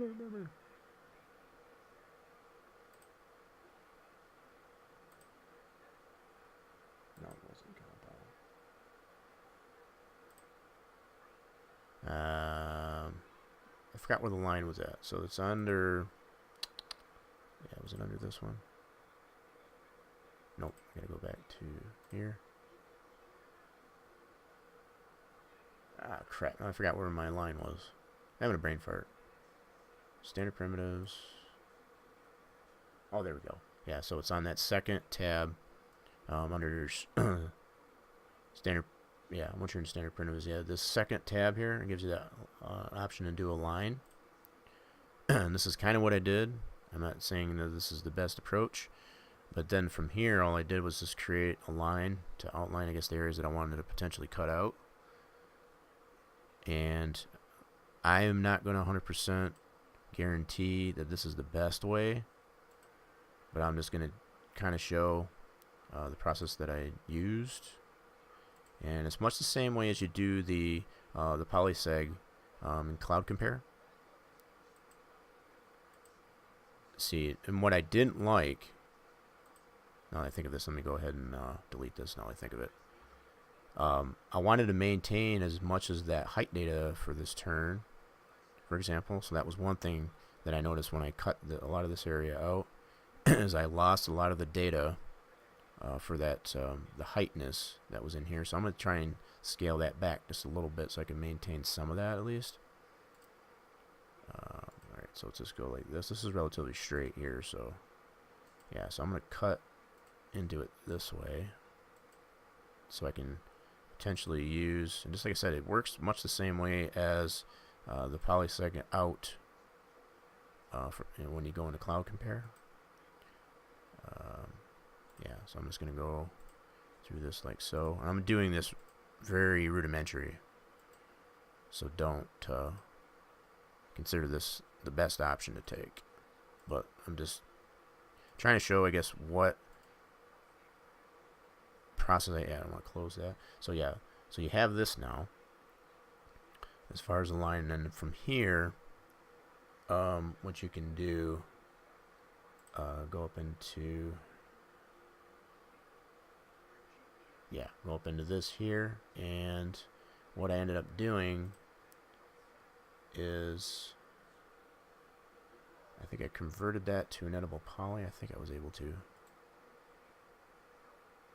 Yeah, like so. I'm just trying to recall how I did that. And then from here, I'm trying to remember how I filled that. I think I went to edge. Yeah. See, that shows that should be all filled. Like so.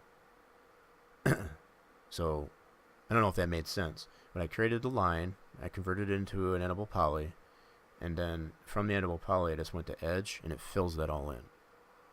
Okay. Now from here, you can potentially create a, let me see if I can do this again. It's basically like a Boolean cut, let's put it simply. We've shown that process as far as doing the Boolean, but from here, now that you got a poly, you can necessarily select all these edges from this, like so, and then from here do a shift drag up, like this. Okay, and this creates a cutter, more or less, to cut out, I guess, from the, alright, so I'm going to try this and I'm going to see how this works, and it might end up getting the same result that I did in the other one that I wasn't too fond of, but we'll try it. So we'll go this, I'm going to remove this poly, I don't need this. The only thing I need is this part. It's kind of like a cookie cutter. So what we'll be able to use this for is in the LiDAR model. So I'll unhide that. Okay, so now what I have here is a cutter to cut that area out, which also includes that depression. But I tried to scale back. Now see, from here, what I could necessarily do, because I have all that height data in there, I can adjust this cutter, I guess, so it doesn't necessarily take out areas that I don't want included. So like, for example, that height data that is for turn 1 there, this is where the score tower is. Now they cut that out, so I got that as a reference. But I want to maintain as much of that as possible. Okay, so it is including, see, a lot of these are like buildings, but see, there's some height data here that I want to keep. So the fact that I've got that behind that, that's good. Let me move this back, this point back, just a little bit.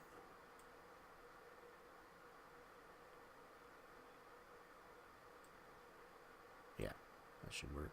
I just want to make sure that I'm not cutting into, there's some very subtle height data there going in that area, so I just want to make sure.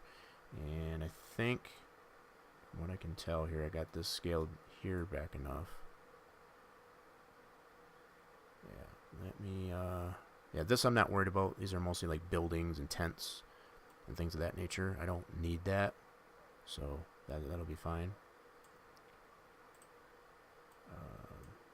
Let me move this back. I just want to make darn sure I'm not getting rid of too much of that height data for that area. Whoops. Alright, let's just zoom in on this. Yeah. So that should be pretty good. You can barely see it. There's some height data as far as up in here. I want to maintain that as much as possible. Alright. And like I said, this is somewhat the the approach that I took to creating, I guess, a cutter, I guess, to do a Boolean on this. Okay, so from this point,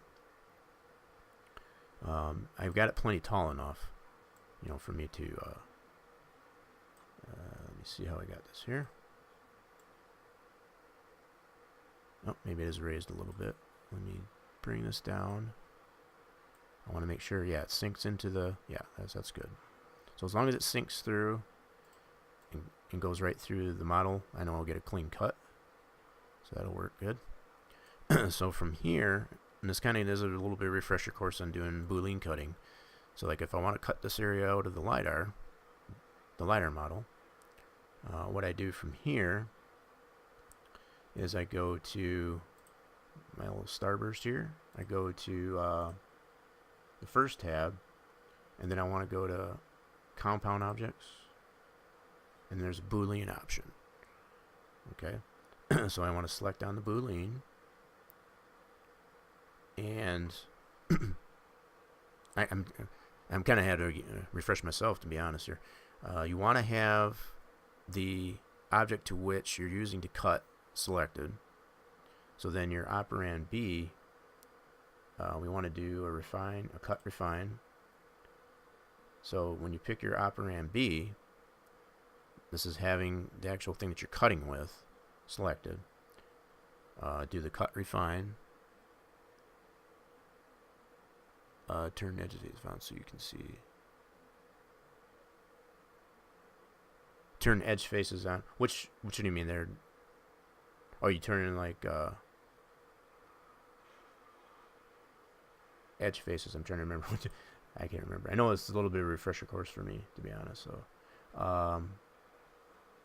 yeah, I've already got the boolean. Oh, upper left. Oh, I got you. So, yeah, so if I turned on edge face, I got you. Yeah, so you can see the result. I think that's what you meant. Yeah, so it just kind of gives you an idea of what your result's going to be as far as how it'll cut into it. Okay. Now, yeah, going back to the boolean.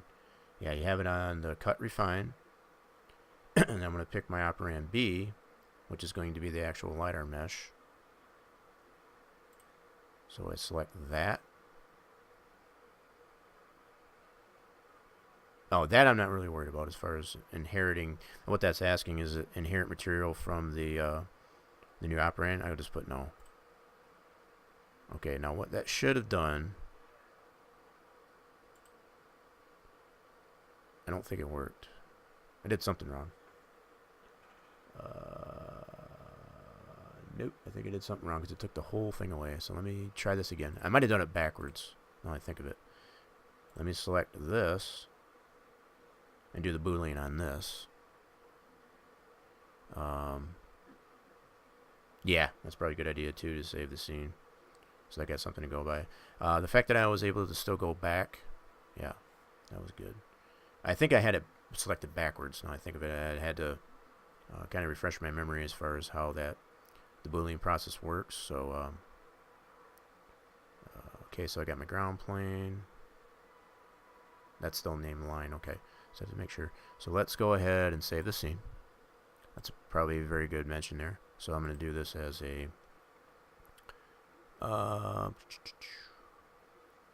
yeah, I'll just add boolean to this. I'm not really concerned with the length of the actual scene name, but I'll just do boolean. Oops, spelled it wrong. Yeah, so let's go ahead and save this so we have something to at least revert back to. I mean, that way once you if you reset the scene or whatever, the fact, as long as you keep the scene open and don't close it out and reset it, then you can always use the undo or the Control Z, I guess, to bring it back. But just so you have something to, have a starter point again. Okay, so I think what I did wrong, the fact that it completely deleted the entire thing there. I think I need to have this selected first. And let's go ahead and compound objects, do the boolean on this. I think I might have did that wrong. I'm going to try it this way. I can't remember. So cut, refine. Yep, just making sure. So cut, refine, pick the operand B, which is going to be the actual, this deal here. So that, did that work? I think it worked. Can't tell. Darn it. Alright, let me see here. I'm not sure if it did or not. I think it did. But the problem, as you can probably tell by doing this, the only thing it cuts is the existing polys that are already in there. See, so what you still end up having to do, and this is why I thought I still had it on edge faces. Yeah. So what you can see here very distinctly is where it cut, so you can see that. So what you still end up having to do from this point even, whoops, I think I gotta take out the hold on here. Yeah, so once you do the boolean too, probably another fair mention is the piece that you're using to cut, it goes away. So that's another reason why to do a so I still got this boolean modifier. I'm gonna go ahead and convert this back to an editable poly. I shouldn't say back to, because it was an editable mesh. But from here, I can select, and it's still a lot of cleanup, but at least you have somewhat of a guide. And this is why I didn't like how it turned out there, because you still have polys, selected that so it's not perfect, you know, as far as being able to, but at least you have a boundary as far as cutting that. So it does still take quite a bit of time, but at least, like I said, you have a boundary as far as what polys you want to potentially move. And this is why I didn't 100% like having to do that, and it does take quite a bit of time, you know, to go through this as this way. And this is, there might be a better way if you know of, James, but this is how I had done it, and this is why I didn't like how that turned out. I mean, it does create that edge as far as where it cut, but it only cuts into the existing polys that are already in the LiDAR mesh, you know. But the fact that you do have at least, I don't know of a better way, and like I said, unless you know, cut, subtract, or remove them. It might, I could try that instead of the cut, refine. In fact, let's try that. I'll take it back. I'll just take it back to that point, and I can always reopen the scene. That's why I got the scene replaced. But let's just take it back, see if it'll let me. It may not. Alright, let's just make it easier on ourselves. I'll reset this and just reopen that scene. And this is probably a good reason, I guess, as far as why you want to save a scene, because it'll probably go all the way back, to be honest, but it was quite a few steps. So I'm just going to go ahead and reset it. Don't save. Yes. And then we'll reopen that scene that we saved. So that's where that comes in handy.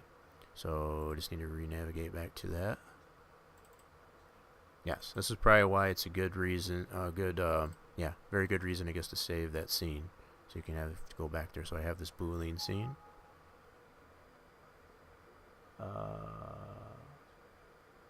Oh, whoops. What the heck happened?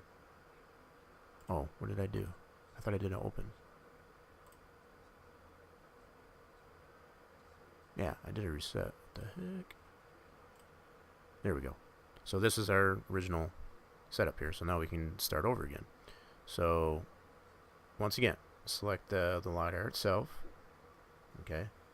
I'm going to go into compound objects. That's where the Boolean exists. Alright. And then from here, instead of doing the cut, refine, you have a couple of different options as far as subtract B from A, or B from A from B, or B from A. So the fact that the mesh itself in this case is A. Okay. So we're going to try it both ways just to see what result we get here. So I'm going to try this first option. So I do need to pick my operand B, which is going to be the actual cutter. See how this works. Hopefully it doesn't crash on me. We'll see. Kind of swirling here a bit. It's kind of scaring me.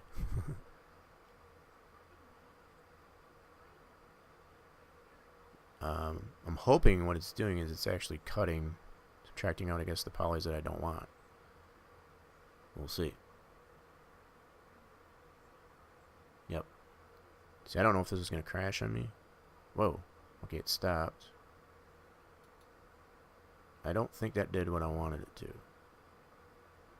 It looks to me, what it did is roughly the same thing as I had. You can see the line. Yeah, so it's still roughly the same thing as I had with the cut, refine. You can still see the edge. It's barely. Where that cutter was at. Okay, so let's go back. Let's see if we can bring it back. There we go. So we got it back. So I'm going to try the other option. We'll do it this way. B from A. Get this figured out. Okay, now with that selected, I have this as A, as the mesh, or the LiDAR mesh, LiDAR model. So my operand B, choose the cutter. Yep, it's still. See, that takes it all away, and that's not what I want. Okay, so we'll bring it back. Maybe with that result, try under poly selection, select by element. You mean on the first subtraction one? So if I do it this way, do operand B, and I want to select that. Okay. AB. Okay, so yeah, so we did the AB. So now, yeah, so it is, yeah, you can see the edge, barely, let me see if I can zoom in. You can see the edge there, it did create the edge. Now, let's go from this way. If I do, yeah, I still got the Boolean in there, so let me convert this to an editable poly, like so. Then from here, I should be able to select edge. Okay, there's the edge. Now, is that what you were thinking there, James? So I can select that edge. From there, can I delete it? Yeah, so it only deleted that edge right where it was at there. So it doesn't delete all the polys, I guess, that are in there. That's interesting, though. It's an interesting result. So it looks like what it did is the polys that were necessarily dissecting that edge there, it spanks out. You can see that. So that's kind of an interesting result, but that is kind of jagged, you know, because of the way those, so it doesn't really cut very cleanly, I guess, in that fashion. Under polygon, oh, element, oh, gotcha. So let's go to element. Okay, so if I do it as an element, holy smokes. Alright, so that's the whole thing. Alright, hold on.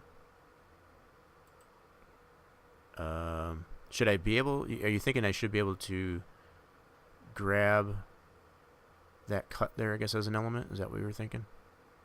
Because right now all it's doing is just selecting the whole, yeah, it's just selecting the whole thing. No.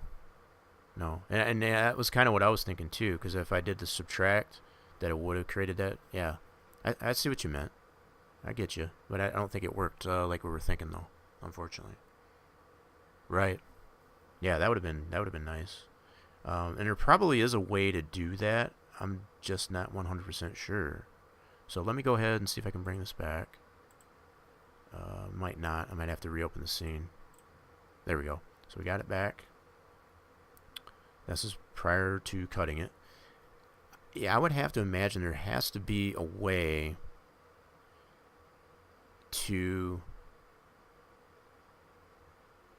yeah, to just cut that region out there based on this. There has to be.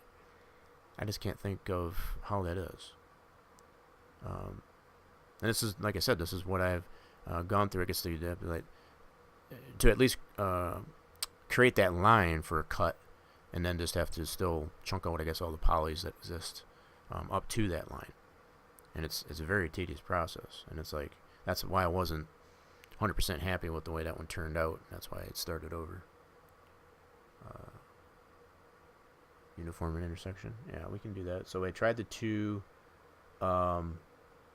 subtraction ones. Those weren't what we wanted.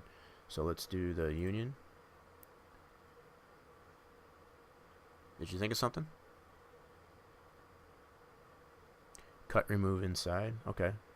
Yeah, so there is a cut, refine, and there's a cut. Yeah, remove inside. Duh. Hello. Oh my goodness. Alright, yeah, so you might be onto something. Yeah, so we've only been, up to this point, we've necessarily only used the cut, refine. Because we want to cut something clean off. We haven't necessarily had any reason, I guess, to cut something on the interior or exterior. We've always just wanted to cut something off, I guess, from a particular point. You know, just like scissors, you know, like on the end of something or what have you. So we have never really had a reason to use those other up until this point. Okay, so yep, we got the Boolean in there. Actually, I need to take this back to where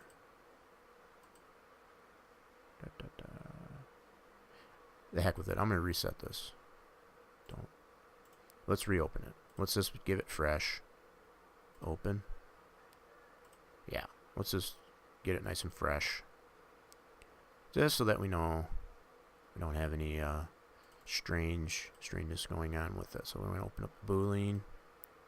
There we go. Now, from here, we'll select the LiDAR. We'll go to Compound Objects, Boolean. We're going to use the cut and remove inside. I'm thinking that makes sense. So we want to remove the inside as opposed to outside of where the cutter is. So now we want to pick operand B, which is going to be the actual cutter. Wait a minute. Did I select the right thing? Got to make sure. There we go. Snap. It still didn't do it. It still created that line, but it did not remove it. Let's see here. So now, just out of curiosity, let's see if I can convert this to an edible poly.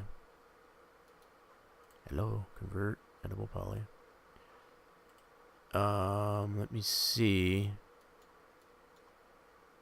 Just like we did before, if we can select that as an element. Gosh darn, I still don't think that's working. Dang it. Yep, still didn't work. It created that line still. Okay.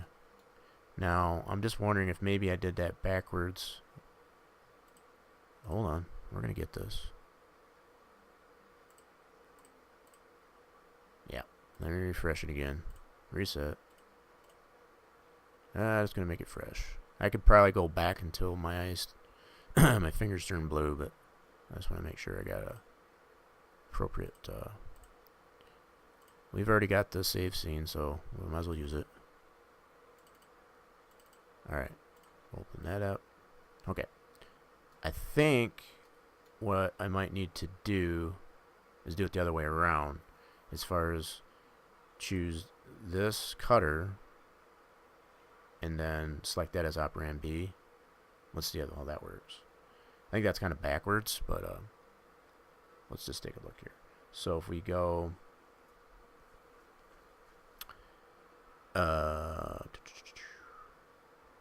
yep, compound objects, Boolean, and we're going to do the cut, but remove inside. Okay, and I've got the I did it the other way around. Instead of the LiDAR mesh as my operand A, I've got the cutter. What I'm using to cut is operand A. So operand B, we want it to be this way. Not worried about that. Son of a gun, that still doesn't work. Okay, so that doesn't work. Okay, so the way you did it definitely works on simple shapes. We just used a plane and cut a box. Did exactly what, yeah. So yeah, it could be the fact that we've got so many different polys in here. You know, we've got this complex shape here, I guess, as far as our cutter. Could be posing a problem. That was something I was thinking about too. Let me, just for craziness here, let's do outside. So if I do Boolean, pick operand B. No. So either way I do that, that is not the result I'm looking for. Alright, so takes me back to selecting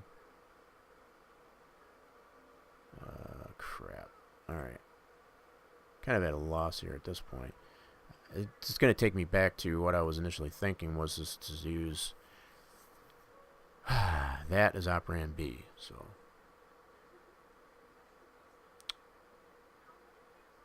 alright, so let me reset this again. Yeah, it's kind of a bummer. There's got to be a way to be able to cut that, you know, or at least create an element out of it or something. I know there's got to be. I'm just not 100% sure. Oh, snap.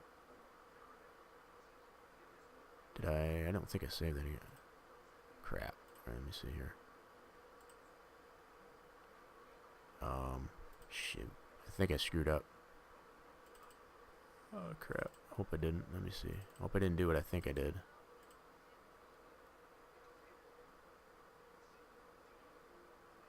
crap. Nope, okay. I think we're good.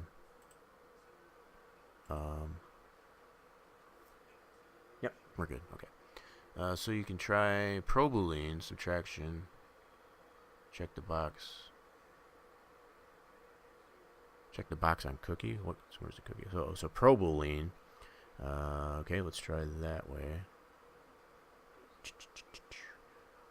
The other thing that I'm wondering too, out of all these that we've done here, I've had it on editable mesh.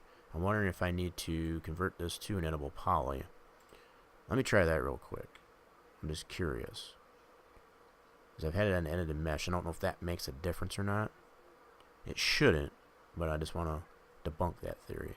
So if I convert that to an editable poly as well as the cutter. Actually, this still has the Boolean in it. What the heck? Ah, crap. I think I did do what I thought I did. Dang it. Alright, let me just convert this. Yeah, I did.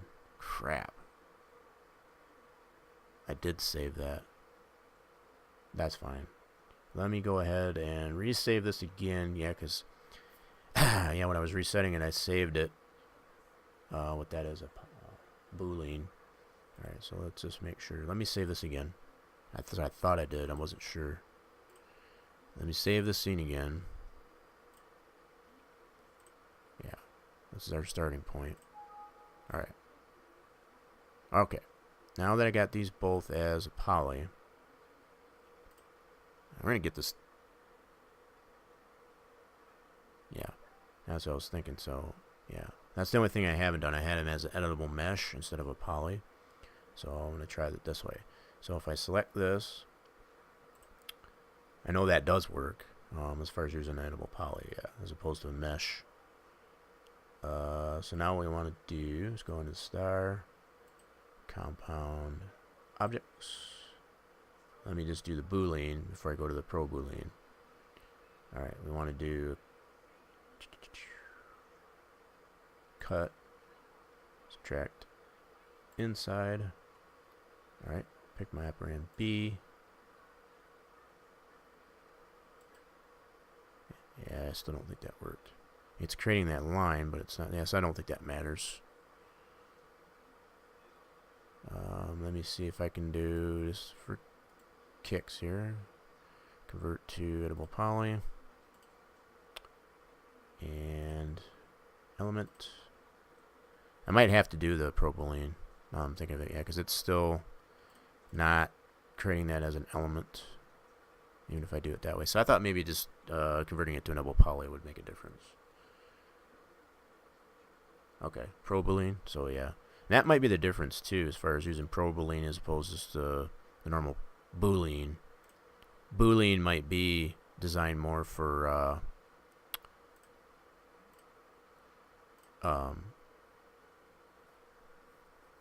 yeah, for the simple objects as opposed to complex, complex ones. So let's go ahead and reopen that scene.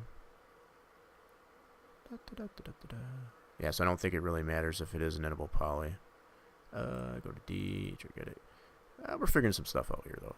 It's taking us a little bit, but this is kind of why you want to go through this. You want to kind of, and it'll give us a little bit of information too, as far as what you potentially.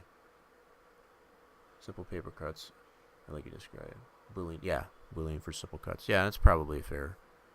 That's probably how that works. So, the Boolean is relatively the same process. So we have this. I want to make sure this is as a mesh. Okay. And just for giggles, though, I'm just going to convert these to an editable poly. Okay. Convert them both to an editable poly. Alright, and just for crap, so I'll go ahead and save that scene again as an editable poly. You can always switch it back. Alright, just so we have something to go back to. So they're both as editable polys. So we're going to select the mesh, the LiDAR mesh. Go to our sunburst, compound objects, Boolean, which is in the same area. And now on this one here, it's a little bit different.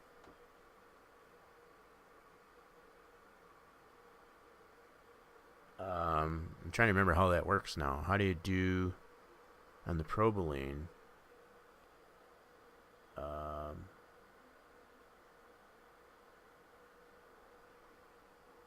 Subtraction cookie. Where's that at? I know you mentioned that cookie. Where's that cookie? Okay, it is. Oh, I see what you're saying. So it must be the radio button. It is on subtraction. Okay, then start picking. Okay. This is a little bit different. I haven't used this one as much. So start picking. So I assume this is like picking the operand B. So I just select this line.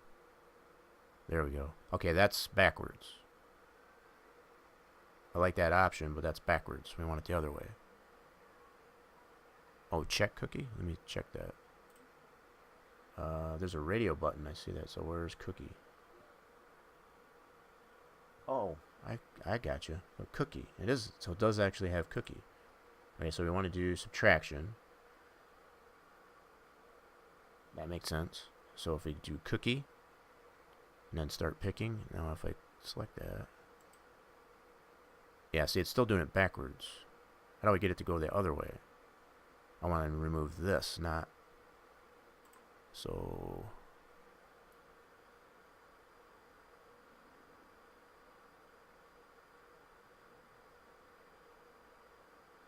Yeah, I'm just looking at those to see.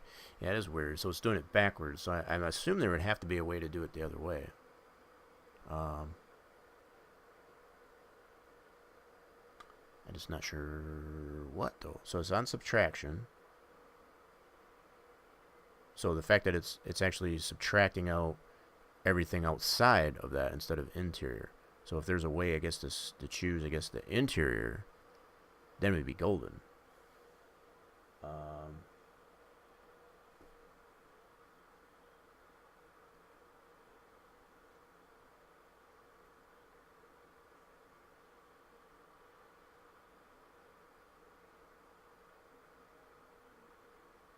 Huh. Yeah, I'm not sure. It doesn't show one on there to be able to adjust that, so I'm not sure what I would have to choose. Now, let's try it this way. So if I undo that, let's just let's do it the other way. So if we do it, dadgummit. Can I go back? Yes, son of a gun anyway. Okay. I'm going to take this back. So let's make sure these are edible poly. Edible poly. Okay, that's what I want. So what I'm going to do is go the other way. I'm going to check this one. I just want to humor myself on this at this point. So if I go like this, go to the starburst. You know, the fact that we have these options, I guess, for these like that, it's kind of cool. So subtraction, cookie, start picking, and then I'm going to pick this. Holy smacks, what the heck did that do? That's not what I wanted. Why is it taking that out too? See, I was thinking we would have kept this and subtracted that, but that didn't work. Yeah, I'm at a loss there. There has to be a way to do that. You know, even if it doesn't necessarily subtract that out, at least create that as a separate object or an element. In theory, you know, that this would make sense as far as, and regardless if it's a compound shape or just a, yeah, so, I'm thinking out loud here at this point as far as there's got to be a way, if, like I said, if there was a way to adjust what it's subtracting, you know, being on the interior as opposed to the exterior as it's doing, that would make sense.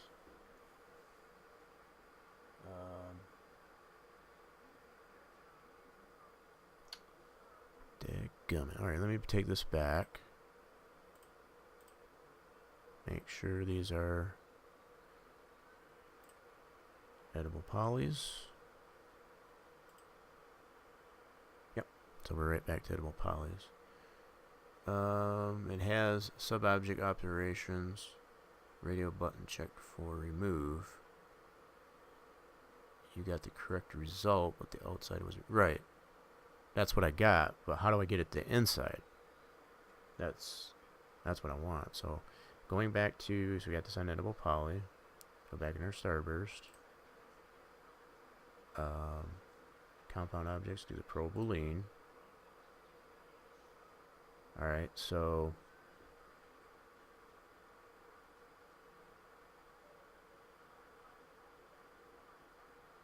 yeah, and the sub objects there, I think is what you mentioned. I do have it on remove, but it's set to remove on the outside. We'll check radio to copy. Okay. Alright, I'm with that because obviously the having it on remove, it doesn't work. So I want to have subtraction as well as cookie. So I got subtraction, cookie, and these operand options. Now in the sub object, whatever, I have it on copy as opposed to remove. So, and I have the LiDAR mesh itself selected. So if I do start picking, I should be able to select this. It's still doing that. It's still doing the interior. Oh, what that?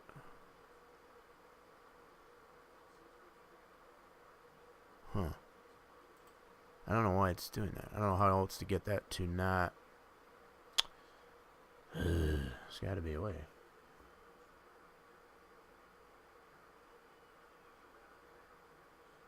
And it's got some options in there to do change operand. I have no idea what any of those do. Okay, so let me try it.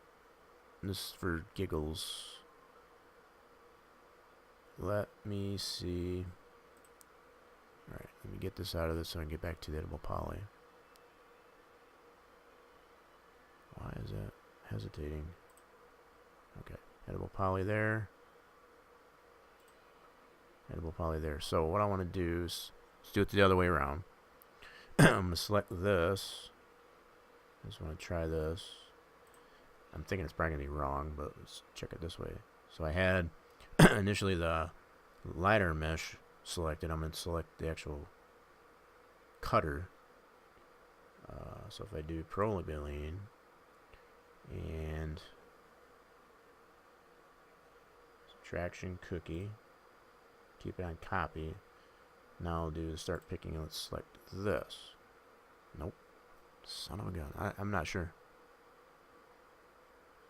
That's a bummer. There has to be a way to cut this to either subtract it out or to yeah. Because the only other option that's left there is to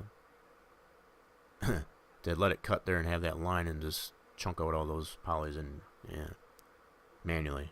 That's the only other option, which is a pain in the butt. So I guess the fact that we're trying to figure out how to get all those polys out of there, you know, based on this cutter, there would have to be a way. I'm just not 100% sure how.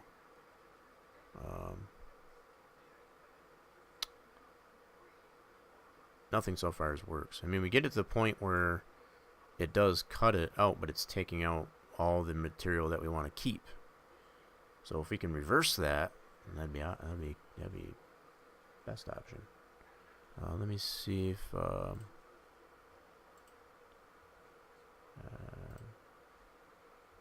yep, editable poly.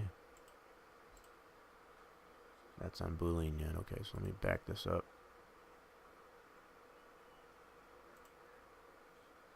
Oh, still on Boolean. Okay. I get this backed up so I got the editable polys back. Hey, gummit. Let me just reset it. I don't know how many times. Goofy thing. Alright, so let's do... I've already got the scene, so might as well just use it. Alright, let's go to 3D Meshes. Charlotte 18. It's kind of frustrating in a way, but I got a feeling there's a way to do that. Without having to do it the long way, I guess. Yeah. I'm kind of in the same boat. And at least if anything, kind of showing, I guess, a little bit as far as what the process has been so far, I guess, to try and we already know the fact that the number of polys that exist in here, we cannot create a pass file. That's over 51,000 polys in it. It's just too big. The only other option besides trying to cut this area would necessarily be to chunk these out and create several objects out of this. That could be another option, but that would be a lot of separate objects, because if it falls under the same idea of how the 3D Safer, for example, is done, we usually only have 33 objects in there to the tune of like not even 500 polys or something like that. If it gets down to that, we would have to do several different objects. I mean, that is an option, but that's a lot of importing into Sandbox as far as, you'd probably have to do, taking 51,000 polys and cutting that into however many objects, you'd probably have too many. So, I know that fire truck was nearly 20,000. Yeah.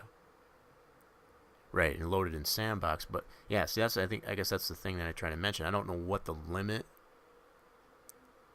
was, because yeah, I do recall putting in objects that were close to that size. That's why I figure if I could get some of the polys, cleaned out of this to get it to that constraint, so if I can get it down to like that, next to 20,000, 25,000 polys, then we'd probably be okay.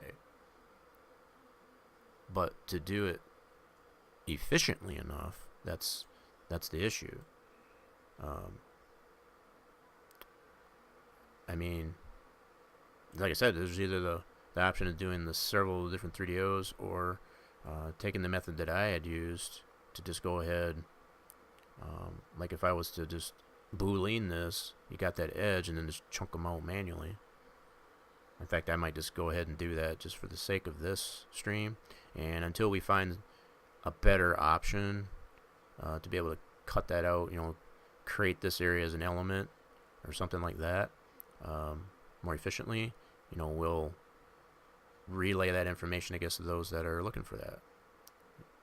We're just trying to use as much of the information that we know about, I guess, at this point, I guess, to try and get the result that we're looking for. The fact that I'm sure it's there, it's just finding that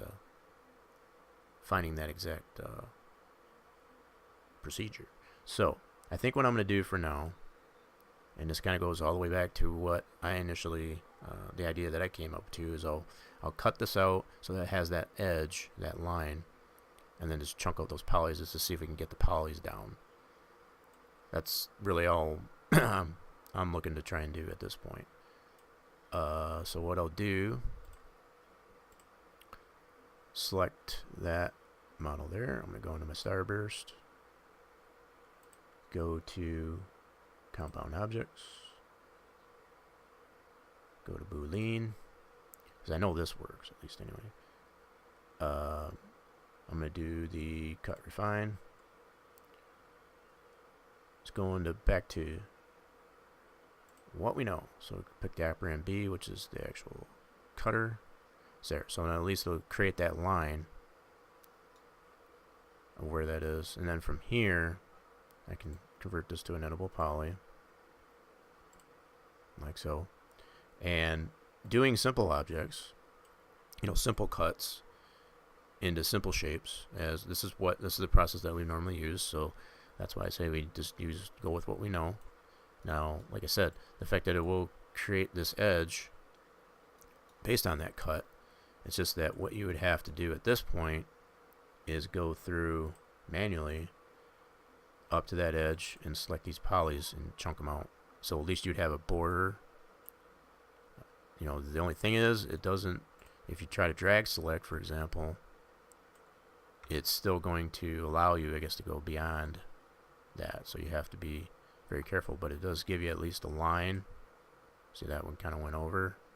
And this is the process that I used to create the other model that I had, and I wasn't 100% satisfied with that. So that's why I didn't want to show it, but this gives you an indication of as far as what I dealt with there. So I just kind of went around like so. You know, and you still got that nice cut line. So, yeah. And it's not perfect, but not a perfect solution, but that is an option. It's a lot of polys, that's all I know. That's all I know. Alright, so I'm just going to go ahead like this. So at least you're able to use that as a guide. Yep. So you get the idea as far as what I did, and that's what I gone through. What mine looked like, though, really is, you know, I just didn't care if I went over that line or anything like that, but it did give me, you know, something to go by, you know, as far as creating an edge. I just wish there was a way to take that edge and, like, create that as an object or something, you know, like a separate element. I don't think there's a way to do that. So, like, if I wanted to select, let's just try this. So if I go to edge, I can delete that edge, that's for sure. So, like, if I was just, I showed that already. So if I go that, it'll do this. But that's kind of ugly. You know, so there is that option. Don't really care for that either. And that's kind of what I ended up with without deleting the edge. That's kind of what I ended up with as far as trying to chunk out all the polys that existed on the other side of that. Yeah. So I just kind of go like this. I guess at this point I'm selecting edges instead of polys, but yep. At this point, all I really want to do, you know, for the sake of this stream anyway, is to get it to the point where I can create a pass file. And like I said, until we figure out a better way, a better efficient way, I guess, to cut out the areas that you wouldn't necessarily want. You know, you got to, you know, to refine your mesh to make a pass file. Yeah, we'll figure that out, and yeah, we'll just relay that information once we do. Okay. Because I am almost 100% sure there is a way to do that. It's just a matter of finding it. So, yeah, so it's going to end up being jagged, and this is kind of why, this is how my other one turned out. You know, as far as trying to chunk it down, as far as removing the infield. And yeah, it's not ideal for sure, but man, my stomach is growling, freaking starving. Yeah, so I'm gonna try and get this down as much as I can here. And I'll check the number of polys once I get this majority out, because as James is saying, we have gotten objects into Sandbox that were in excess of 20,000 polys. So if I can get it down that much, that might be all we need. Alright, so yep, just drag selecting these polys. Really hard to see that edge. There we go. I mean, it does give you a little bit more, I guess, if you delete the edge. If you zoom in on it, at least anyway. I mean, yeah, this is kind of ugly. It's all kind of, it's like I took a dull pair of scissors and tried to cut this out. It looks like crap, but, you know, kind of like to have a little bit more cleaner edge, but I guess beggars can't be choosers, I guess, at this point. Alright, so just for now, I'm going to go ahead and do it this way, even though I'm not satisfied with it. It's going to have to do for now. Alright, so alright. Let me get this here. Some of these areas, you know, relatively straight. You can kind of drag select them pretty easily. get all this out of here. I mean, this is quite a few polys, to be honest, so it may necessarily be enough. You know, even though it's not clean. We're not really concerned with using that data, to be honest. As far as on the interior there, we got that all lined out. See, like, all this height data for the garages, that can go. Trying to see where my... Yeah, there it is. Had to zoom in here a little bit so you can see where it cut those polys out.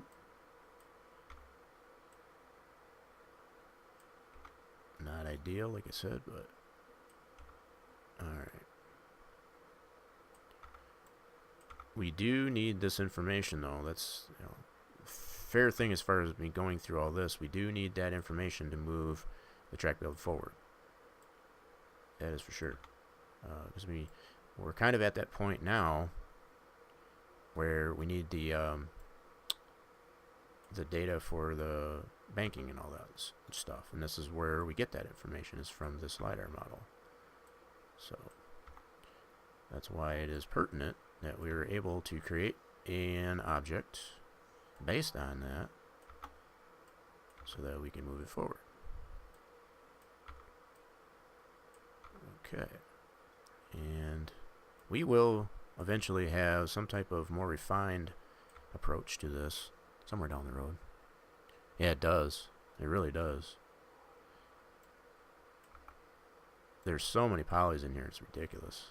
I mean, the fact that there's, you know, this is a pretty low density scan too, as we were saying.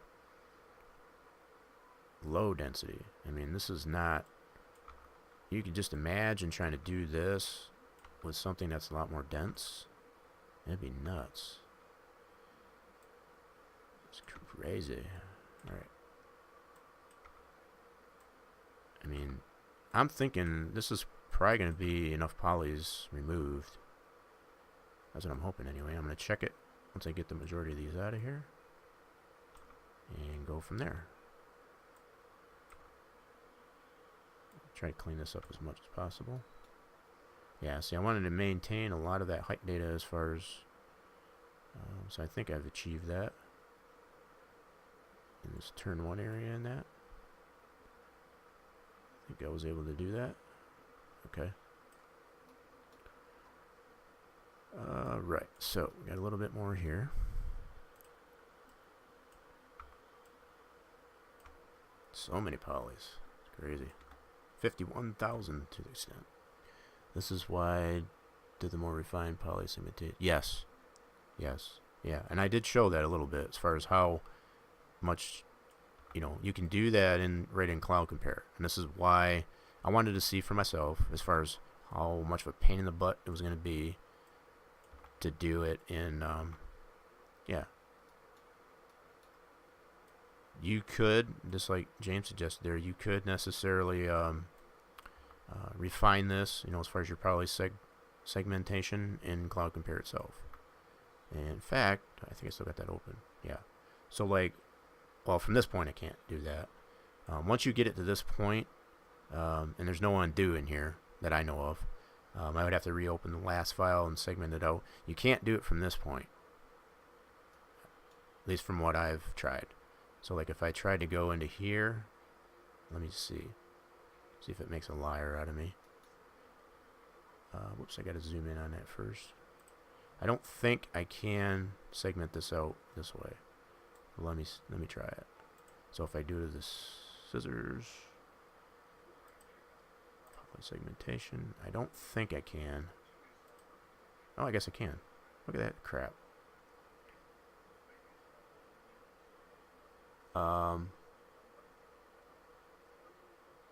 Easier to select and match. What? So, yeah. Does that go beyond? Yeah. See, you can segment. I didn't realize you could do this. This might save me a heck of a lot of time here, to be honest.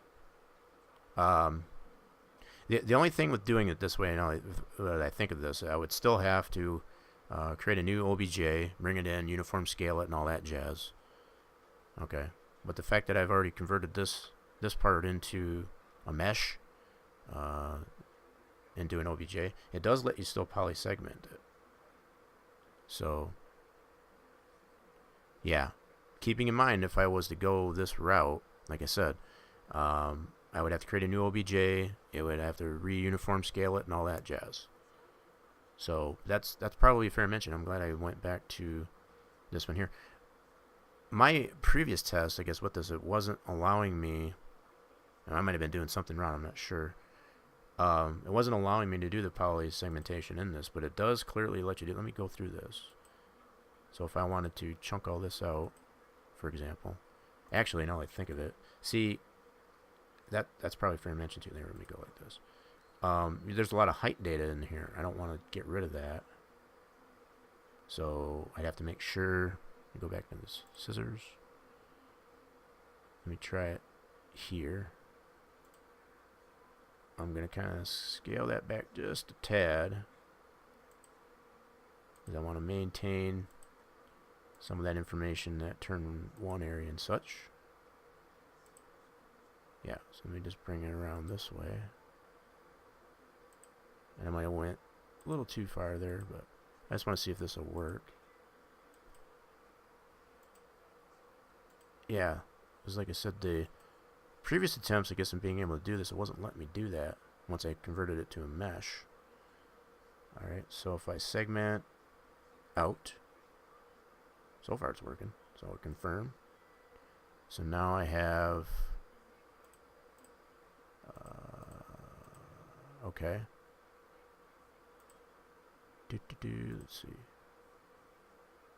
So that's, okay, so this is what we would have to remove. Is this one right here. So I'll delete. Ta-da. Oh, wait a minute. What did that do? Oh, that's interesting. How does it still have that? Oh, that's the original. I gotcha. Never mind. Yeah. So the only thing I would need is just this part. So yeah, it does let me segment that out. That is cool. I don't know what I was doing wrong previously, I guess, to not allow the poly segment, but it does let you segment that out right in CloudCompare. So from here, I should be able to bring that in. In fact, I might necessarily do that. I'll do that off stream, to be honest, but just to make that perfectly clear that you have that option even after you create it as a mesh before you export it out, save it as an OBJ. It'll create that in this fashion. You can still polysegment it out from here. But like I said, keeping in mind, fair warning as far as like if I do that, if you were to do that, you would still have to go back and re-uniform scale it and so on. Now, keeping in mind also, this is something else I think of right off the top, the fact that I cut out all that information, I guess, for that depression for the tunnel, you won't have that as a reference as far as bringing that to uniform scale that onto your SAT image. So you're losing some data, as far as that garage and that tunnel. So that's a fair mention, I guess, as far as bringing it into Max. You won't have as much information to line that up onto your SAT image. So it may necessarily behoove to actually do this out once you have it all lined up, at least anyway, to segment it out in this fashion instead of there. Now, you could argue the fact that, yeah, maybe I didn't need to poly segment it out quite so far. Fair. I could have, cut that back, but the thing is, I don't think there's any way to bring that back. See, there's no undo on this thing. I wish there was an undo. But, yeah, you could necessarily, define, I guess, where that tunnel was and just kind of cut, leave some of that in there, kind of cut around it. You could do that too. That's an option. I'm still kind of set on the idea that there's got to be a better way to segment out all these polys in a more efficient fashion in Max itself. There's got to be. I mean, the fact that I was able to create the line with, went through it, to create my cutter for the Boolean or ProBoolean, there has to be a way. So, in either way, I think you could accomplish relatively the same thing, either in CloudCompare itself or in Max. I think for the purposes of what we're trying to do here, I think it makes more sense to be able to do it in Max, because once you get your object out and you're able to use a lot of the height data to line up with your SAT image and so on, like I showed, then you can chunk that all out once you have it lined up. That's just my logical thinking on it.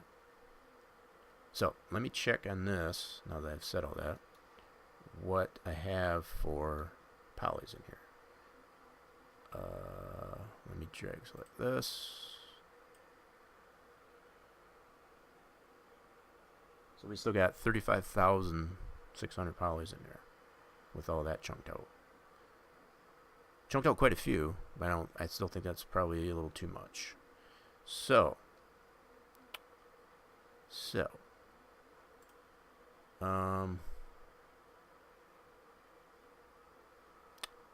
yeah. See, and this kind of goes back to, yeah, this is relatively easy. Overall, that's when I think about this is relatively easy to chunk out in the fashion that I did.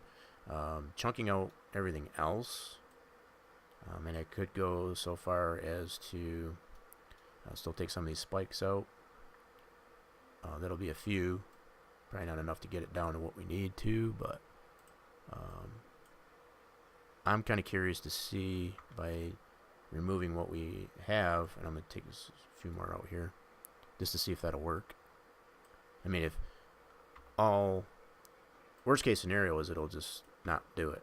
That's, we saw what the result was when it was too big, I guess, for it to create that file. So in fact, I did not look to see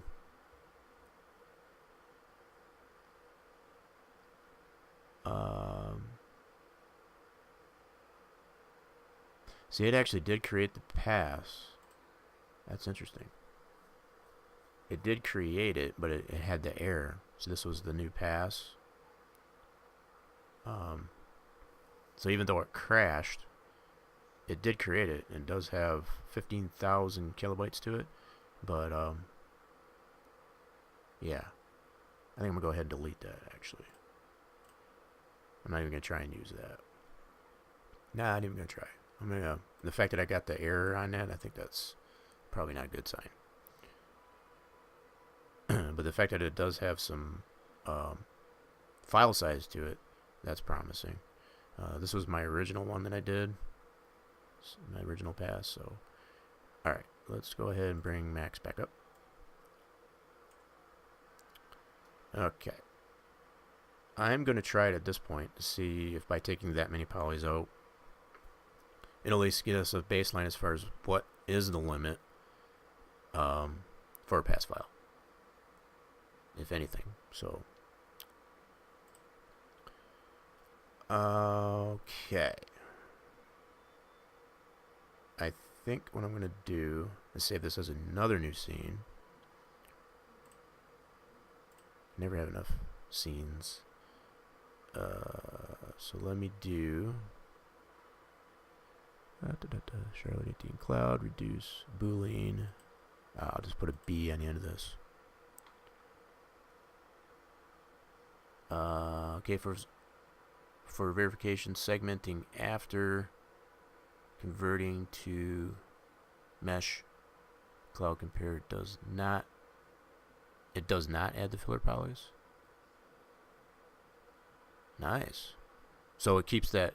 So it keeps it actually deleted, so it doesn't add those polys. Yeah, so that was something else too. That we've come to realize in CloudCompare, what James is mentioning there, if after it's already converted to a mesh, so in other words, prior to creating it as a mesh, after you segment out, let me go ahead and open this, and I'll show this really quick, just to give everybody an idea of what we're talking about. So if I close all, and I'm just going to do it for demonstration purposes. Yeah. So let's go ahead and, yeah. Usually, like I said, it's best to get right out of the program and come back in, but I think this will work. So I'll open up the last, apply all, yes to all. bring that in. Alright, so yeah, starting all over, step one. I'm going to go through this really quick because I've already gone over all this. Intensity. Alright, so yeah, really quickly, what I'm going to do, and I don't even need to segment it out like I did there. All I can do is like, so what happens in CloudCompare when you have it in this format and prior to doing a mesh, if you were to segment out anything in the middle, here, let me just do this really, it's going to be really rudimentary. So let me go into this really quick just to show it. So I'm going to make sure I got it on. Whoop. Yeah, polygonal, and then go ahead and just to show, I'm going to do this just really quick. I'm not concerned how it looks, but just to say, you know, you segment this out like so. All right, click on that. I'm going to do segment out, do a confirm. Now I have that. Now this rest, this here I can delete. So now I'm left with this. So now when if I wanted to segment out the middle, okay, and this is all still in point cloud information. You know, we haven't converted it to a mesh yet. If I was to segment this out in this fashion, and like I said, this is very rudimentary, so don't. So let's just say I wanted to segment this out. Okay, I want to confirm that. So now I got that as a piece. So let's say delete that. So now I have this. What happens at this point, if I was to convert this to a mesh, and I'm skipping over, I guess, as far as adjusting the global scale and the translate and all that jazz. But if you convert it to a mesh at this point, whoops, I got to select it first. So you got to make sure it's selected. Edit. If I go into mesh, what happens is it fills all that area in there with a poly. Okay, so what James is confirming is when you don't segment that out prior to doing it like I just showed, what happens is when you segment out after creating it into a mesh and segment it out that way, it does not fill that back in. So that's, you know, that's something you can take into consideration. And so the versatility, I guess, that exists in CloudCompare is pretty cool, to be honest. So what I mean by, as far as like it fills this area now that I cut out there, it filled that all in with a poly upon converting it from the cloud point to a mesh. So the fact that after you know, now if I wanted to, this is already converted into a mesh. If I wanted to segment that out prior to going to OBJ from here, I could do that. So you could go back into here in a poly segmentation. We've already shown this. So if I want to make sure I'm in poly segmentation, and then just go ahead and cut that out this way. You know, I'm doing this very rudimentary, so don't. I'm doing this, you know, just to demonstrate. But you get the idea. So you can confirm. Whoops, I got to segment out. Sorry. I goofed up on that. Seeing there's no, yeah, the fact that I did the check mark. All right, let me do that again. So let me do poly segmentation. Yeah, I forgot to do a segment out. Hello? Wait a minute. Oh, I got to confirm. Let me just, oh, I can cancel out of that. Cool. Let's do it again. Yeah, I think what I forgot to do is the segment. I was doing this so quick. So yeah, make sure I got it on poly segmentation. Yep, and like I said, I'm doing this very rudimentary, so yep. So let's just say that's what I want. So I do a segment out. What is that doing? That's interesting. All right, let me go ahead and confirm that. Wow, I filled it back in. Why did it do that? Let me see. What are my options here?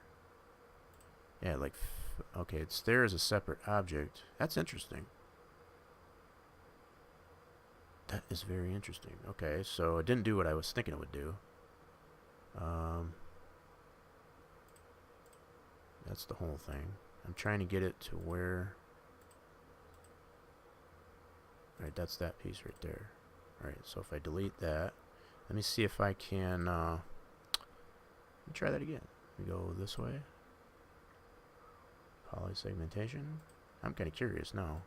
I don't know why that's... Hello? There we go. Yeah, so let me go through this.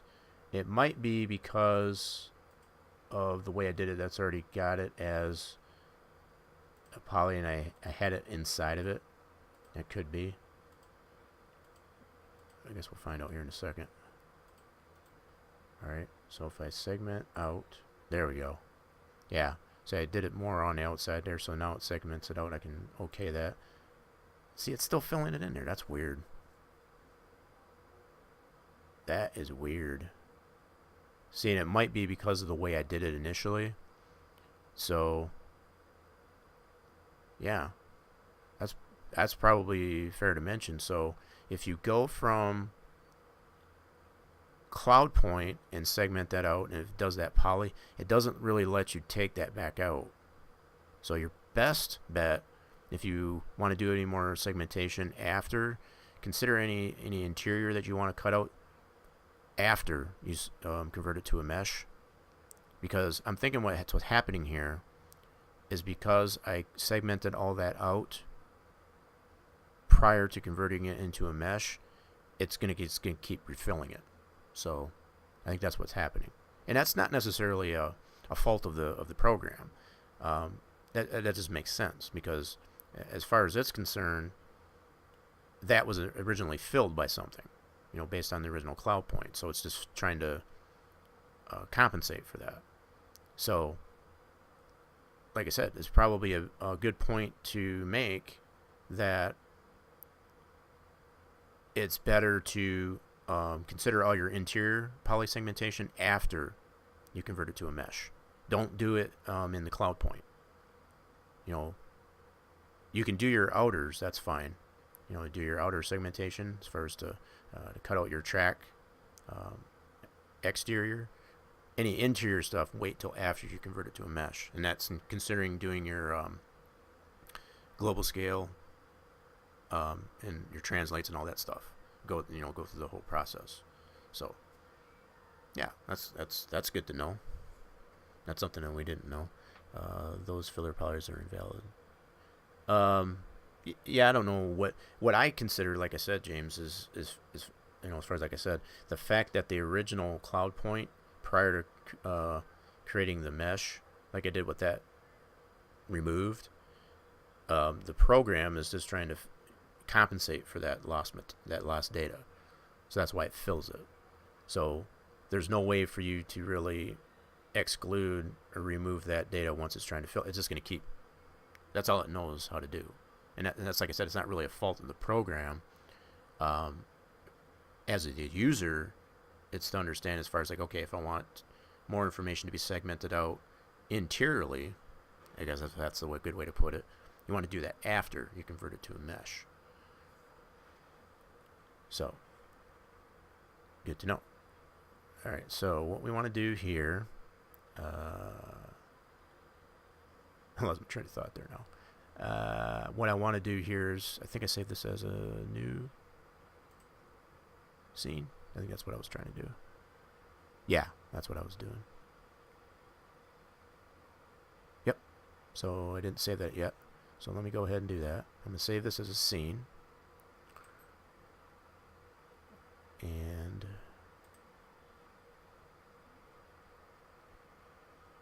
yeah, just do this as a new Boolean B, just so I don't step on any of my other scenes.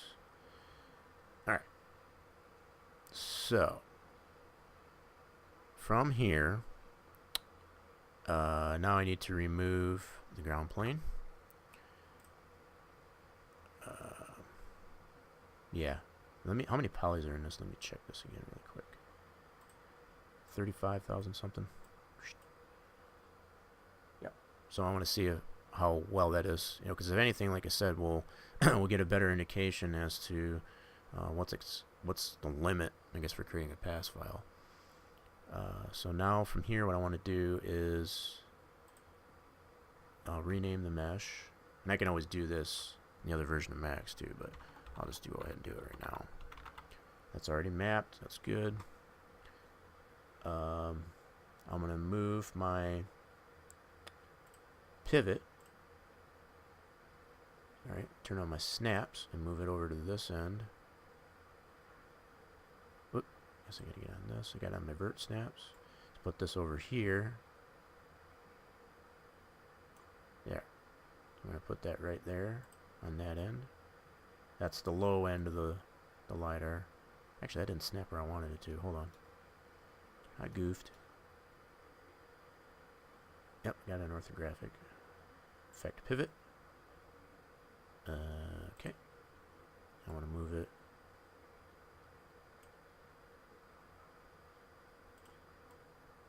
Just making sure.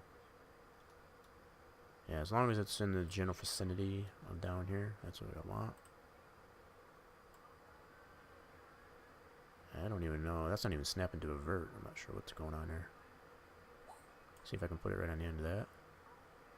Should be a vert there. Whoops. Zoom. I want to make sure it's snapped to a vert, that's for sure. Come on. Yeah, so there should be a... Why is it not... Why is it doing that? That's crazy. Zoom, you sucker. Yeah, it's probably because I got it on view. Let me put it to local. Nope. Okay, well, maybe that would change. I just want to make sure it's on a vert is all. Regardless of, alright, so let's turn that off. Vert.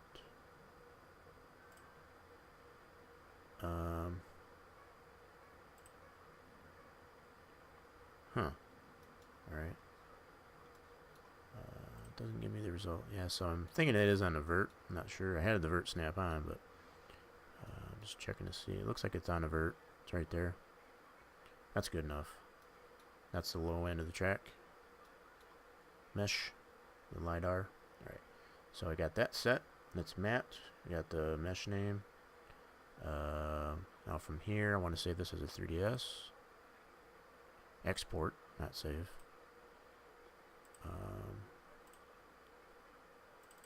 Okay, let's go to that folder.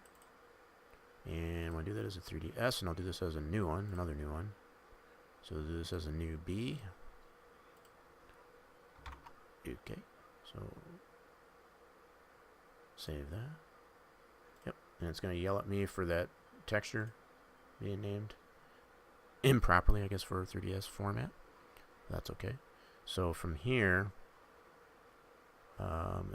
let's confirm that I guess it saved that. New B, which is right there. Cool. Now, what I can do is I can reset this. Don't save. Yes. And then I'll close this out and go back into Max 5. That's my CloudCompare. Leave that up for time. Alright, now let's open up Max 5. And like I said, if anything, it's going to give me an indication if that's acceptable, I guess, for pass file size. So, okay, that'll bark at me a couple times. Alright, now I want to import that 3DS. Whoop.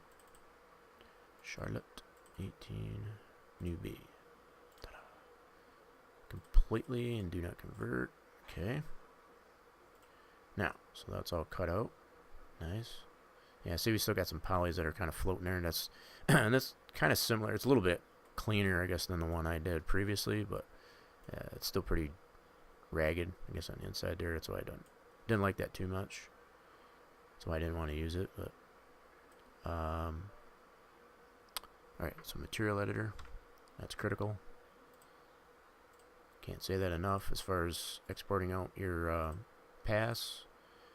Apply your texture that you're going to use. That's going to be your texture that's applied to the actual 3DO. The name of it and all that jazz. So apply it. Selection. Okay. our mesh name. Good to go. Alright, so we got our translate where it needs to be. All that. So now we want to see if this will export as a pass. See if it barks at us again. Whoops. Navigate to that folder. I just like keeping everything, yeah, I deleted that other one. LiDAR new. Yep, just put a tag on here for new, so I'm going to maintain that. Just in case, you never know, I might end up having to use it. I mean, it's okay, it's just kind of sloppy. Oh, I think it actually worked. I didn't bark at me that time. That might be good. There it is. I seen it ends up being 12,032 kilobytes to 12,032 kilobytes. So it did reduce from, it was like 15,000 before. So it did let me create the pass.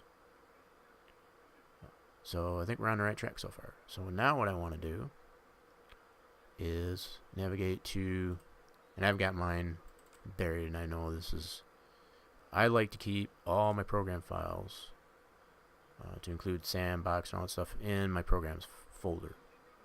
You may necessarily want to have your Make 3DO, at least anyway, a little bit more accessible.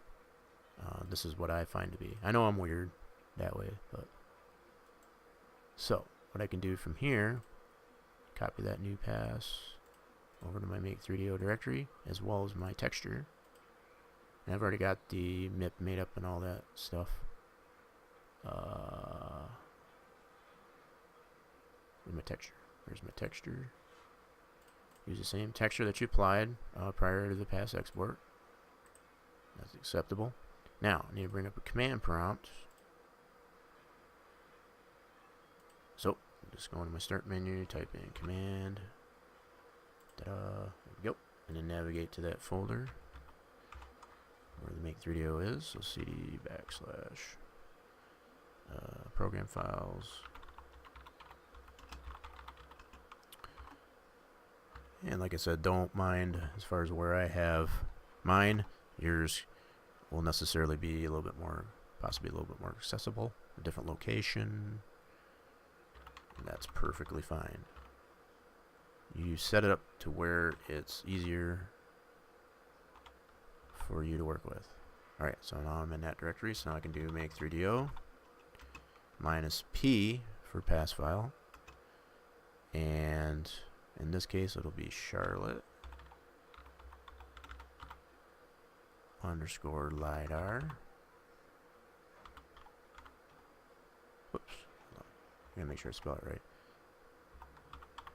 I think it's pretty much case sensitive too, and it'll yell at you. This program will yell at you if something's not right. If you can't find it, so we'll just do .pass. We don't have any other parameters, so just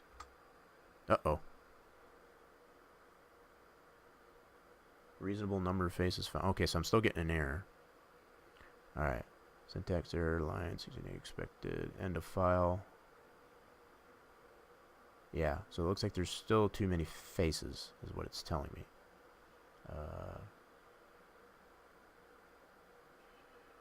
It says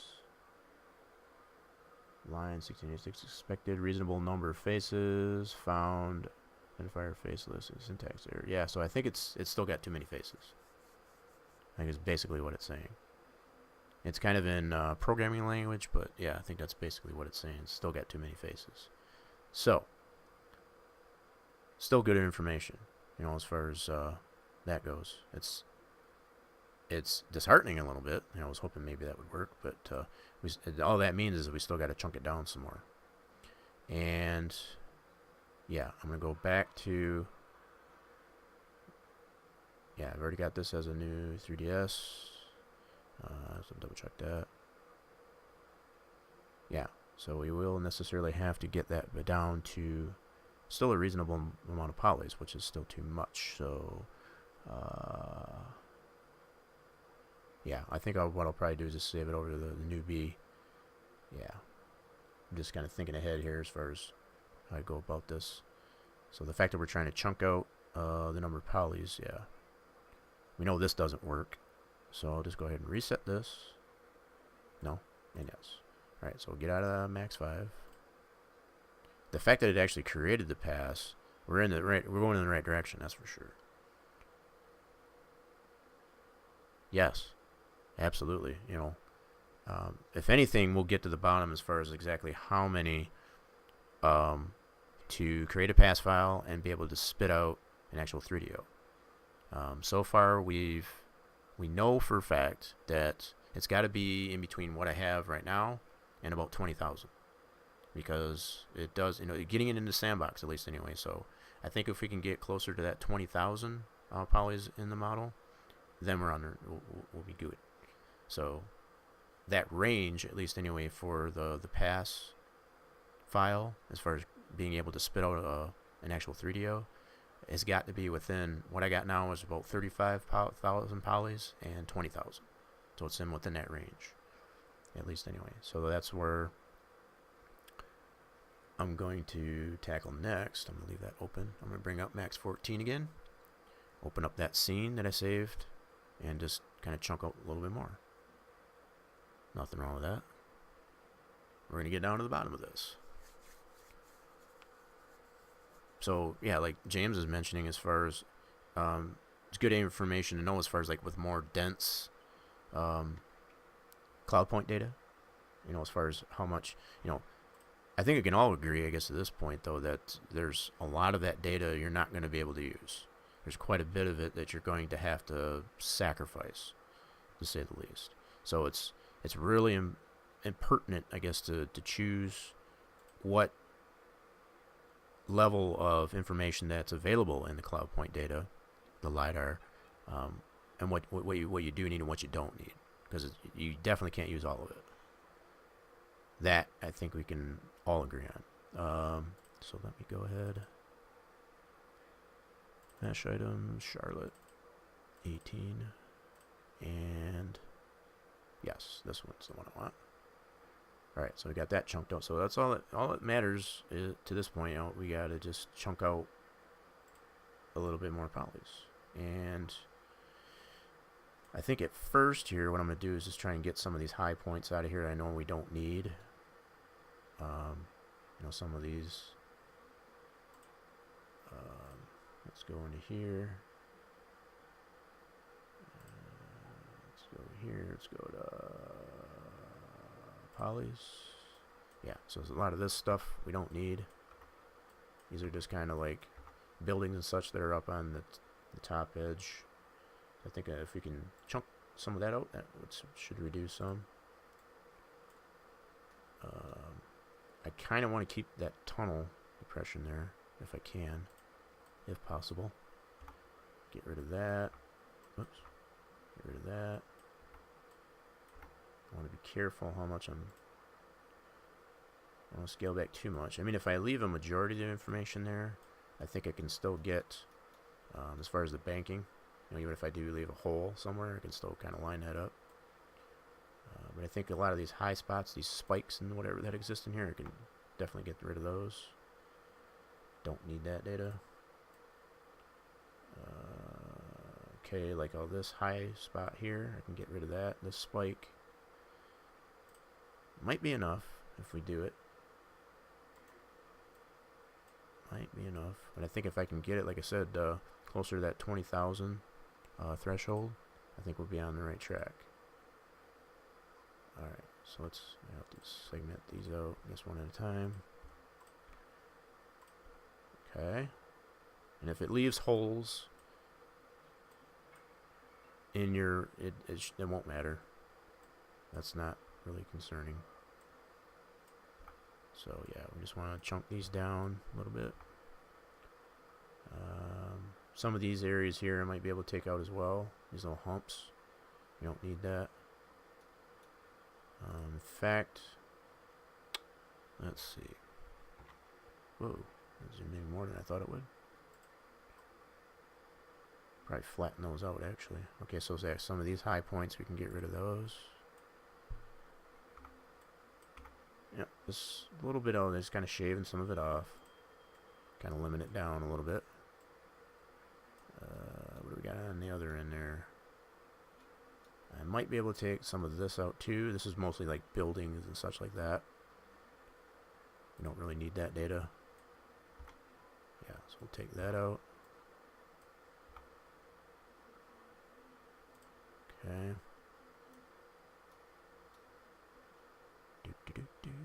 Alright, yeah, so all this data we can take out. Don't need it. Like I said, these are like buildings and such like that. And I'm going to see if it will let me select that way. Without selecting anything else. Yeah, okay. I don't want to take too much out. I want to be careful how I'm selecting, but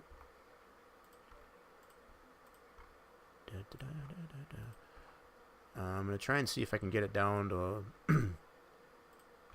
roughly 30,000. I want to see if that's acceptable.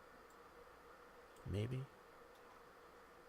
And I'm almost thinking, now that I do think of this, I might be able to take out a lot of this area too, where I'm putting all these holes. I may not necessarily need to keep all that. So let me do that. So in other words, I might be able to chunk all this out. I want to be careful. I don't want to get too carried away with it. Yeah, I think there's still quite a bit of this I can take out. I don't think we need that.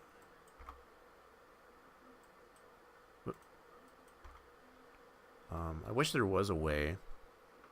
This was kind of on my bucket, my wish list, I guess, for 3D Max, that there was a way to change your selection.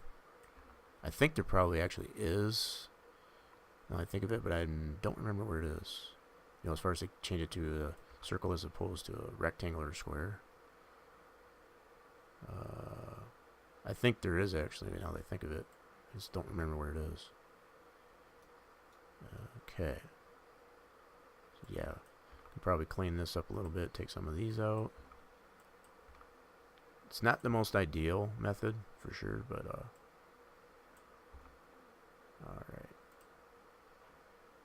Oh wow, we're already over 3 hours into the stream. I think we've hit on some pretty good points there, actually. Pretty good points. I think we have been able to make some strides and some progress on where to potentially go next as far as using the LiDAR data. It's not completely useless. It's just being able to get it into a format that's reasonable is about all. Okay. I might even be able to cut into that a little bit. Could take all these out.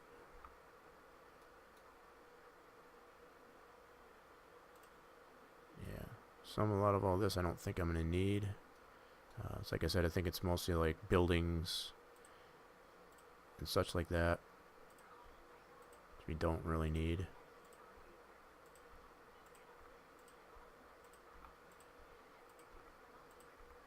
Okay. The fact that we've got the ground plane sat image and a sandbox there, we can use that for placing objects. I mean, we'll still have the original data from based on the scenes that we've got saved. So it's like if we wanted to create some of these buildings to get the height, how tall those buildings are, yeah, we could still get that information, for example. Just try to take as much of this out as possible. I mean, this is kind of really tedious to do it this way, but it's about the only way I can think of without chunking it out too bad.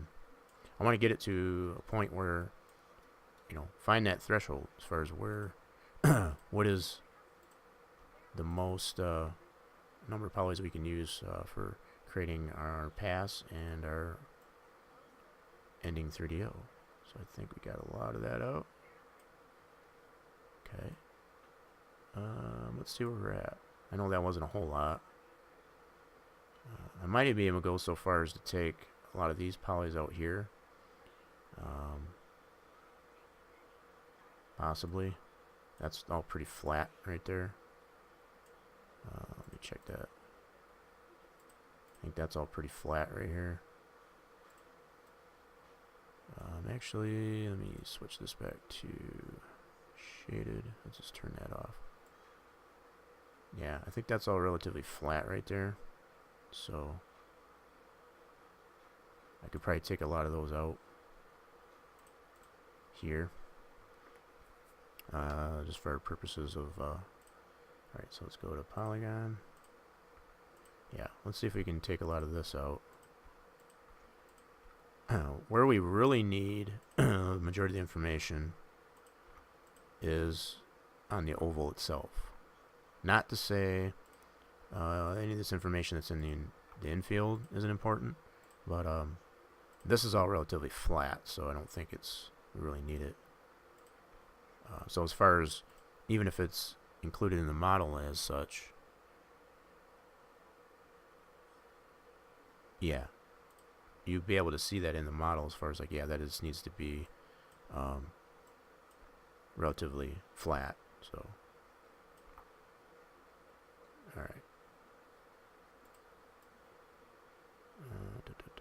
Yep. So a lot of this I'm just gonna take out. Gotta reduce those polys. All right.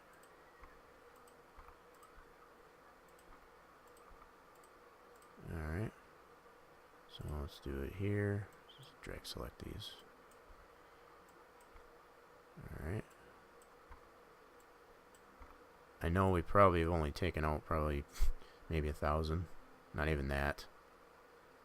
Probably not even that. But let's see what we got here now. Still lots of polys in here. Okay, so let's do this. Do a drag select. Oh, hold on. Didn't get it all. Dang, still missing. Yeah. 34,802. Alright, so that wasn't a whole lot. It was some. Crap. Alright, let's see here. I don't think we even took quite 1,000 out. Okay.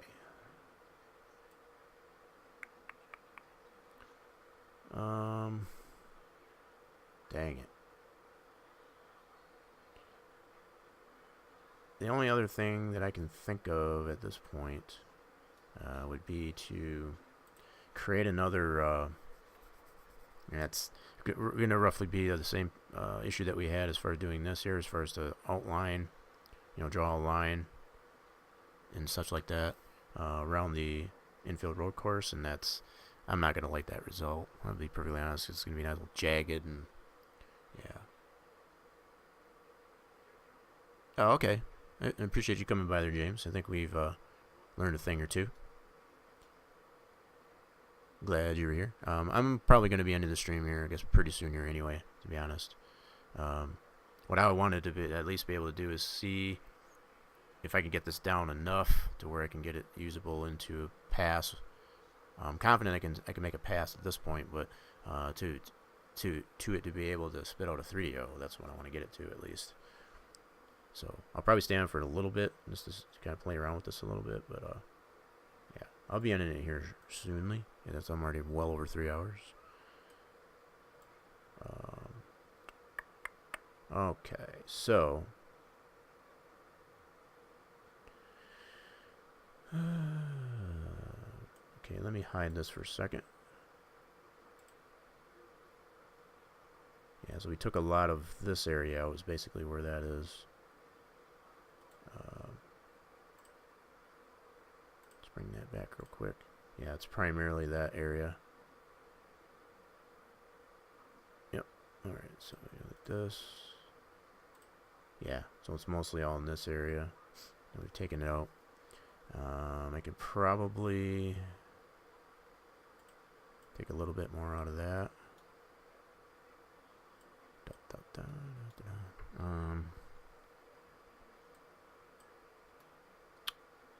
Alright, let's go ahead. Bring that back in. I think there's some more that I can take out of this area. Whoops. Guess I gotta go into hello. Yeah, so go to polygon. There we go. Yeah, I think I can take some more of this out.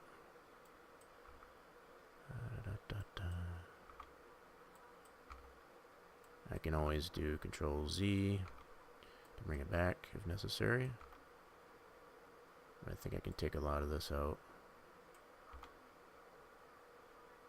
I'm going to do this a little bit at a time so I don't get too carried away. Yep. Alright. Yeah, so the course, yeah, if I hide this here again really quick, it goes yeah, so kind of like right in here, and this is kind of like a runoff area. So this is all interior, I guess, to that. So, gosh darn it, get out of polygons, there we go. Okay. See how much further we can go. Try not to get too carried away with it. But I do think a lot of this is going to have to go. A lot of this we don't really need because they don't use this area of the track. So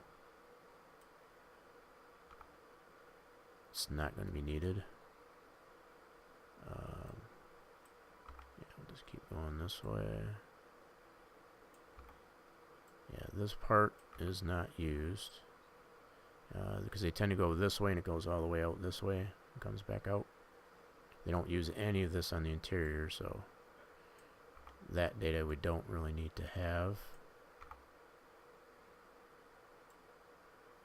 You can see there's a little bit of height data, and I'm assuming that's probably like curbing and such like that, possibly. I want to try and keep that. Try to keep as much as this information as possible. For sure. Alright, so.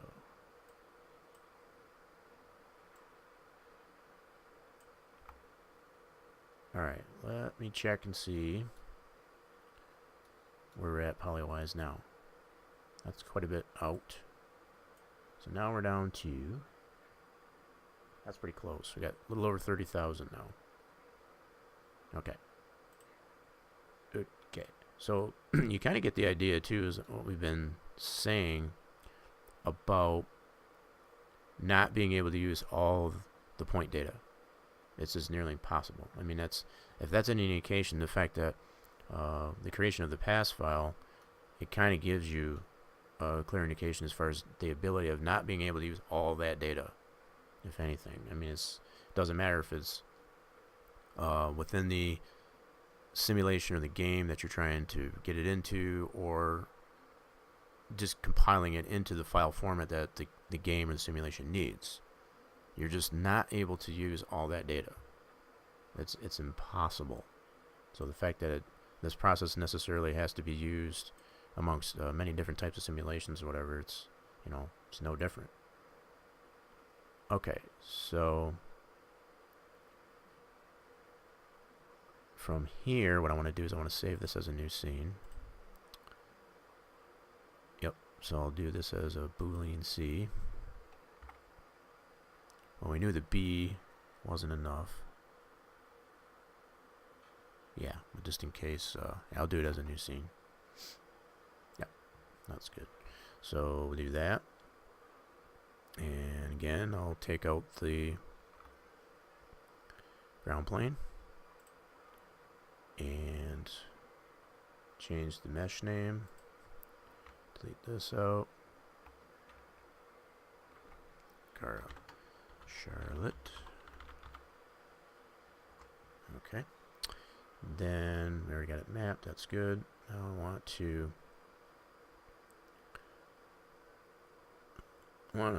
adjust the pivot. We'll put our rotate snap on and move that over to here.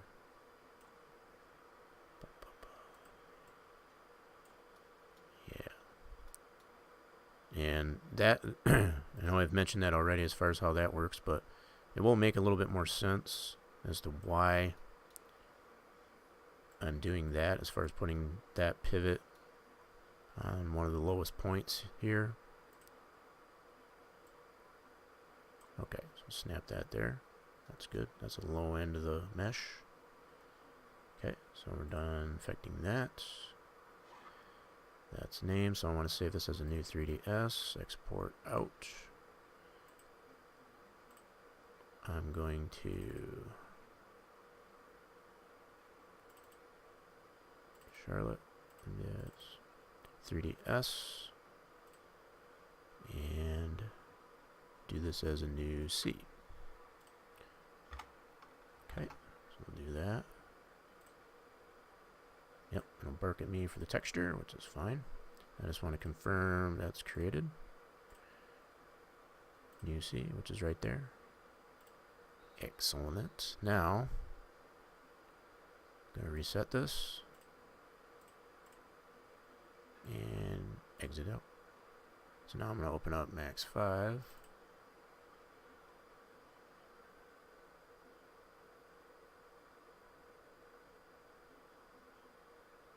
Get this to load up, and yeah, we'll get that 3ds loaded. So it'll bark at me a couple times. It's normal. Alright, so we'll do import. Navigate to that folder. 18, and we want our new C. Completely replaced, do not convert. Alright, so we're going to go into this view. Bring up our material editor. Critical part. Assign our texture properly. So our checker pattern. So apply it. So not only do you have to bring it in to the material editor, you have to apply it. Make sure it's directly affixed to the model, not just in the material editor. I want to make sure it's actually on the model prior to export. So we're just a little bit north of 30,000 polys in there. We had 35 we got it down to, and it did create a pass file, but it wouldn't spit out the 3DO. So we're going to see if this helps. Alright, going to double check the mesh name, which is good. Our pivot there is good. So from this point, all we should have to be able to do is export out as a pass. So I'll navigate to that folder. 18, and we want to do this as a pass.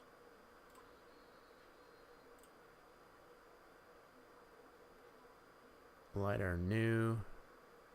So I think what I'll do on this one is this one's on B, whereas the other ones are on C.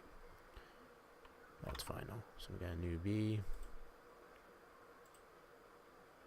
Alright, so it did create it. Let's see what's the file size on that. So the pass file for new B, 10,000. So we went from 10,033, 32 kilobytes to 10,000. So it is reducing. That's a good sign. So now we want to copy this into our make 3DO directory, like so, and bring up our command prompt. So got that up here. So I'm going to bring up shortcut F8 and just attach a new B to that pass file, and let's see what that does.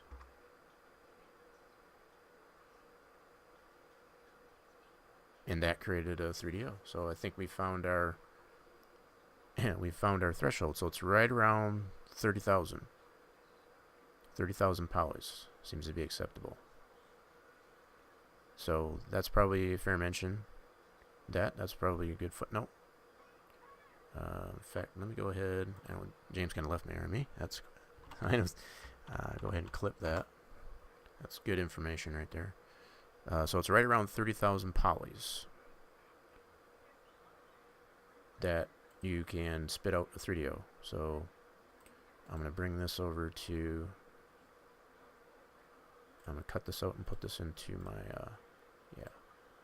Now, what I will have to do is rename this, which is fine, because the texture is still the same. I'm going to delete this one because that one I'm not satisfied with. Yeah, so let me delete. You know what? I take that back. I'm going to keep that, but I will have to rename it as far as taking it back into, yeah, so I can open this, and it should have the texture on it. Ta-da! So there we go. So around 30,000 polys is the limit, like I said.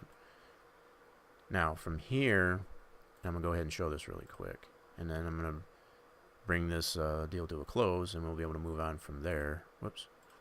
Close that. What I'm going to do is open up, put this into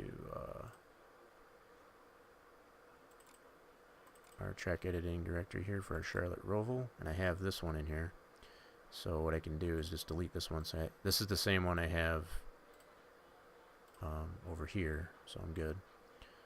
So I can just copy this one over to our track editing folder, and I already have a PTF for that placement in there. So, and I'll probably line up a little bit differently because I probably didn't put the pivot exactly in the same position, but that's okay. We can adjust it. So, from here, I can open up Sandbox. Alright. And go ahead and open this one.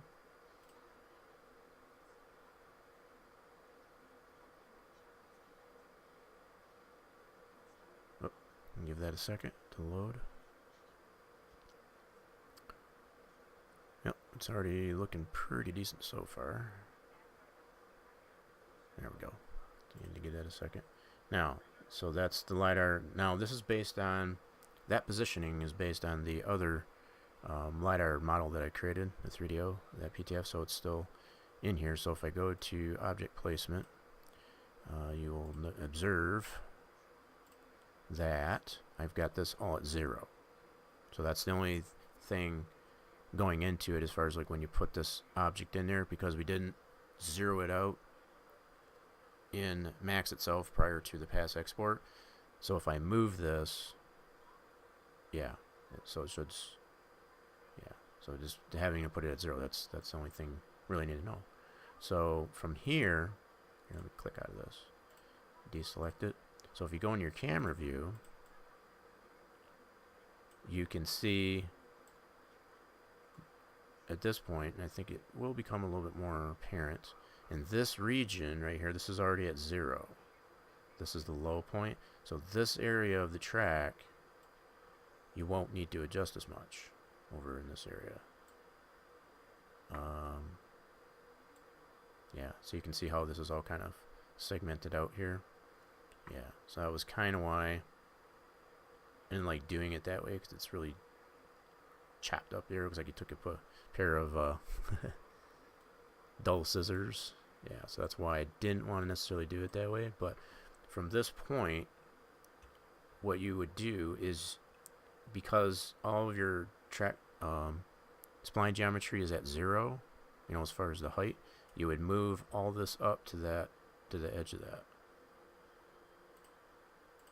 Is basically how that would go. So you would bring that all up to that for the most part, and there would be little to no adjustment, I guess, on this end, really. I mean, there's a little bit, but not that much, because if we put that pivot at this side, so this is all pretty level. Yep. So let me kind of show this just a little bit. I'm not going to go into this too much, but from here you will definitely be able to adjust your whoops. Oh, I'm in the wrong view. I gotta go back to geometry view. Sorry. So unlock geometry. Yeah, so from here, I gotta keep wanting to use my mouse. This program is not that modern. Okay, so yeah, so from here, I can select that, go into height view, height views. Losing my train of thought there for a second. So what we have here, you can zoom out. Yep. So as I was showing before, you can do your forward or back just to make sure that's, yeah, once you get your interpolation showing. I keep wanting to use goofy darn thing. I'm so used to being able to use the mouse, you know, as far as the mouse wheel and all that jazz. It doesn't work this way.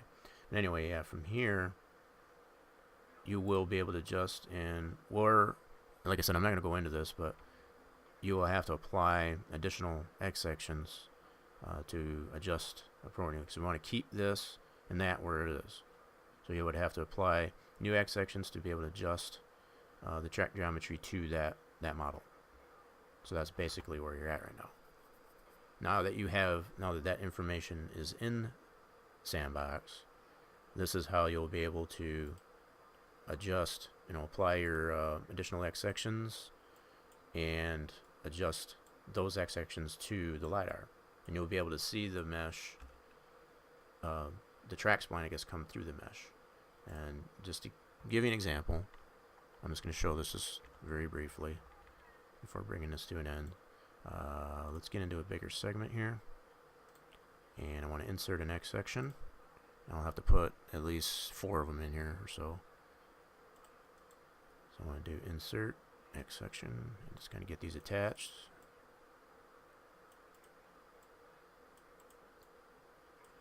Alright, zoom in a little bit. Those don't seem to want to snap. Come on. Work with me. You dirty rat. Anyway, let me see.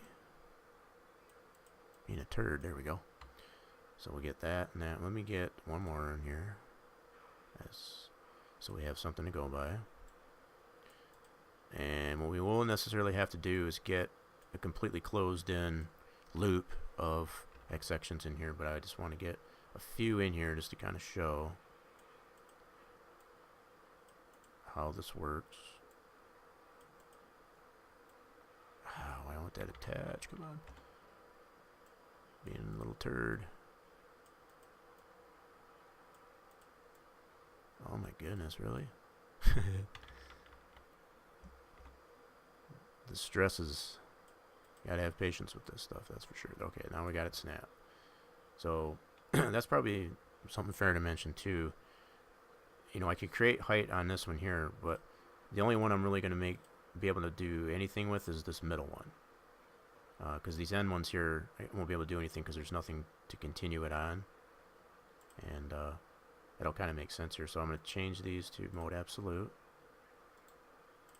For demonstration. And the ends I won't be able, to adjust because there's nothing. So the only one I can really adjust is this one. So now I go back into my height view. Go into this here. And see, now I got that point in between those two so that's right here. So what I should be able to do is move this up. I can zoom in on this. And I'll see that actually move. And if I bring up the camera view, let me see here.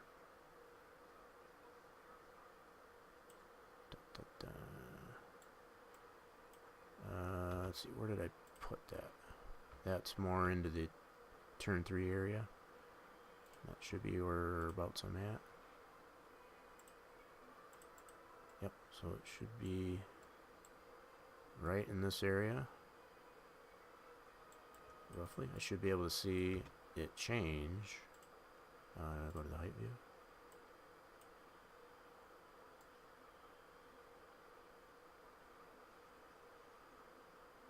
Alright, hold on. I might have to come up quite a bit soon here. See, and this is why you will have to put all of our, see, you can see it popping through the mesh. This is how you'll be able to tell, just like that, where that needs to go. So as it's popping through that mesh there, that's where you know where that's got to go as far as that elevation.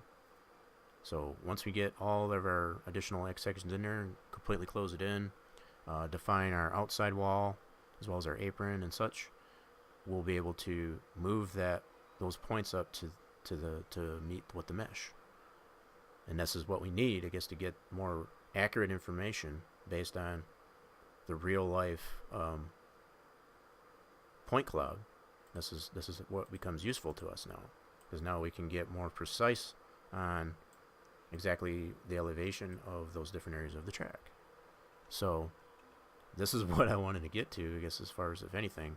Now moving forward, for next week, we'll go ahead and apply all of our defining X sections for, like I said, the apron, our outside wall, and so on, to make sure that yeah. So that'll be next week. So definitely be sure, I guess, to tune into that if you necessarily want to see that process and how that works. And yeah, I'm gonna go ahead and probably save this. I'm gonna save this as a new PTF, as I've always preached. It's a good idea. So let me save this as a new one, and I'll just do this as a LiDAR B. So I have that available, and I'm going to confirm that that's saved, which it did. It's right there. So we're good to go. Alright, so yeah, I think that's about the point that I wanted to get to, as far as to show that, the process of getting it to the point where you can create a usable model from the LiDAR point cloud data and get it into Sandbox and be able to use that to make your to adjust your potential. So with all that being said, I know that was a lot to go over, but you get hopefully that was useful, I guess, to those that yeah, for some there's, and then we'll move on from there. So I will be back. I know I'm kind of thinking actually to do some in between. I know the Halloween's coming up on Wednesday, and that's Wreckfest Wednesday, supporting Wounded Warrior Project, and I'm still keeping on schedule, I guess, to stream on that evening. So looking forward to, I guess, to potentially doing a giveaway for meeting the follower goal. Haven't necessarily met the subscription goal, but I still would like to be able to do a game giveaway, I guess, to celebrate, I guess, both the Halloween and the Wreckfest Wednesday. But do necessarily keep in mind I might do some in between streams there prior to Wednesday, whether it be Monday or Tuesday. Definitely keep that in mind. So yeah, if you haven't yet, if you want to see any more information, I guess, about how this process has gone on, and you want to see it advance and progress to get to a finalized piece of work, then definitely hit the follow button.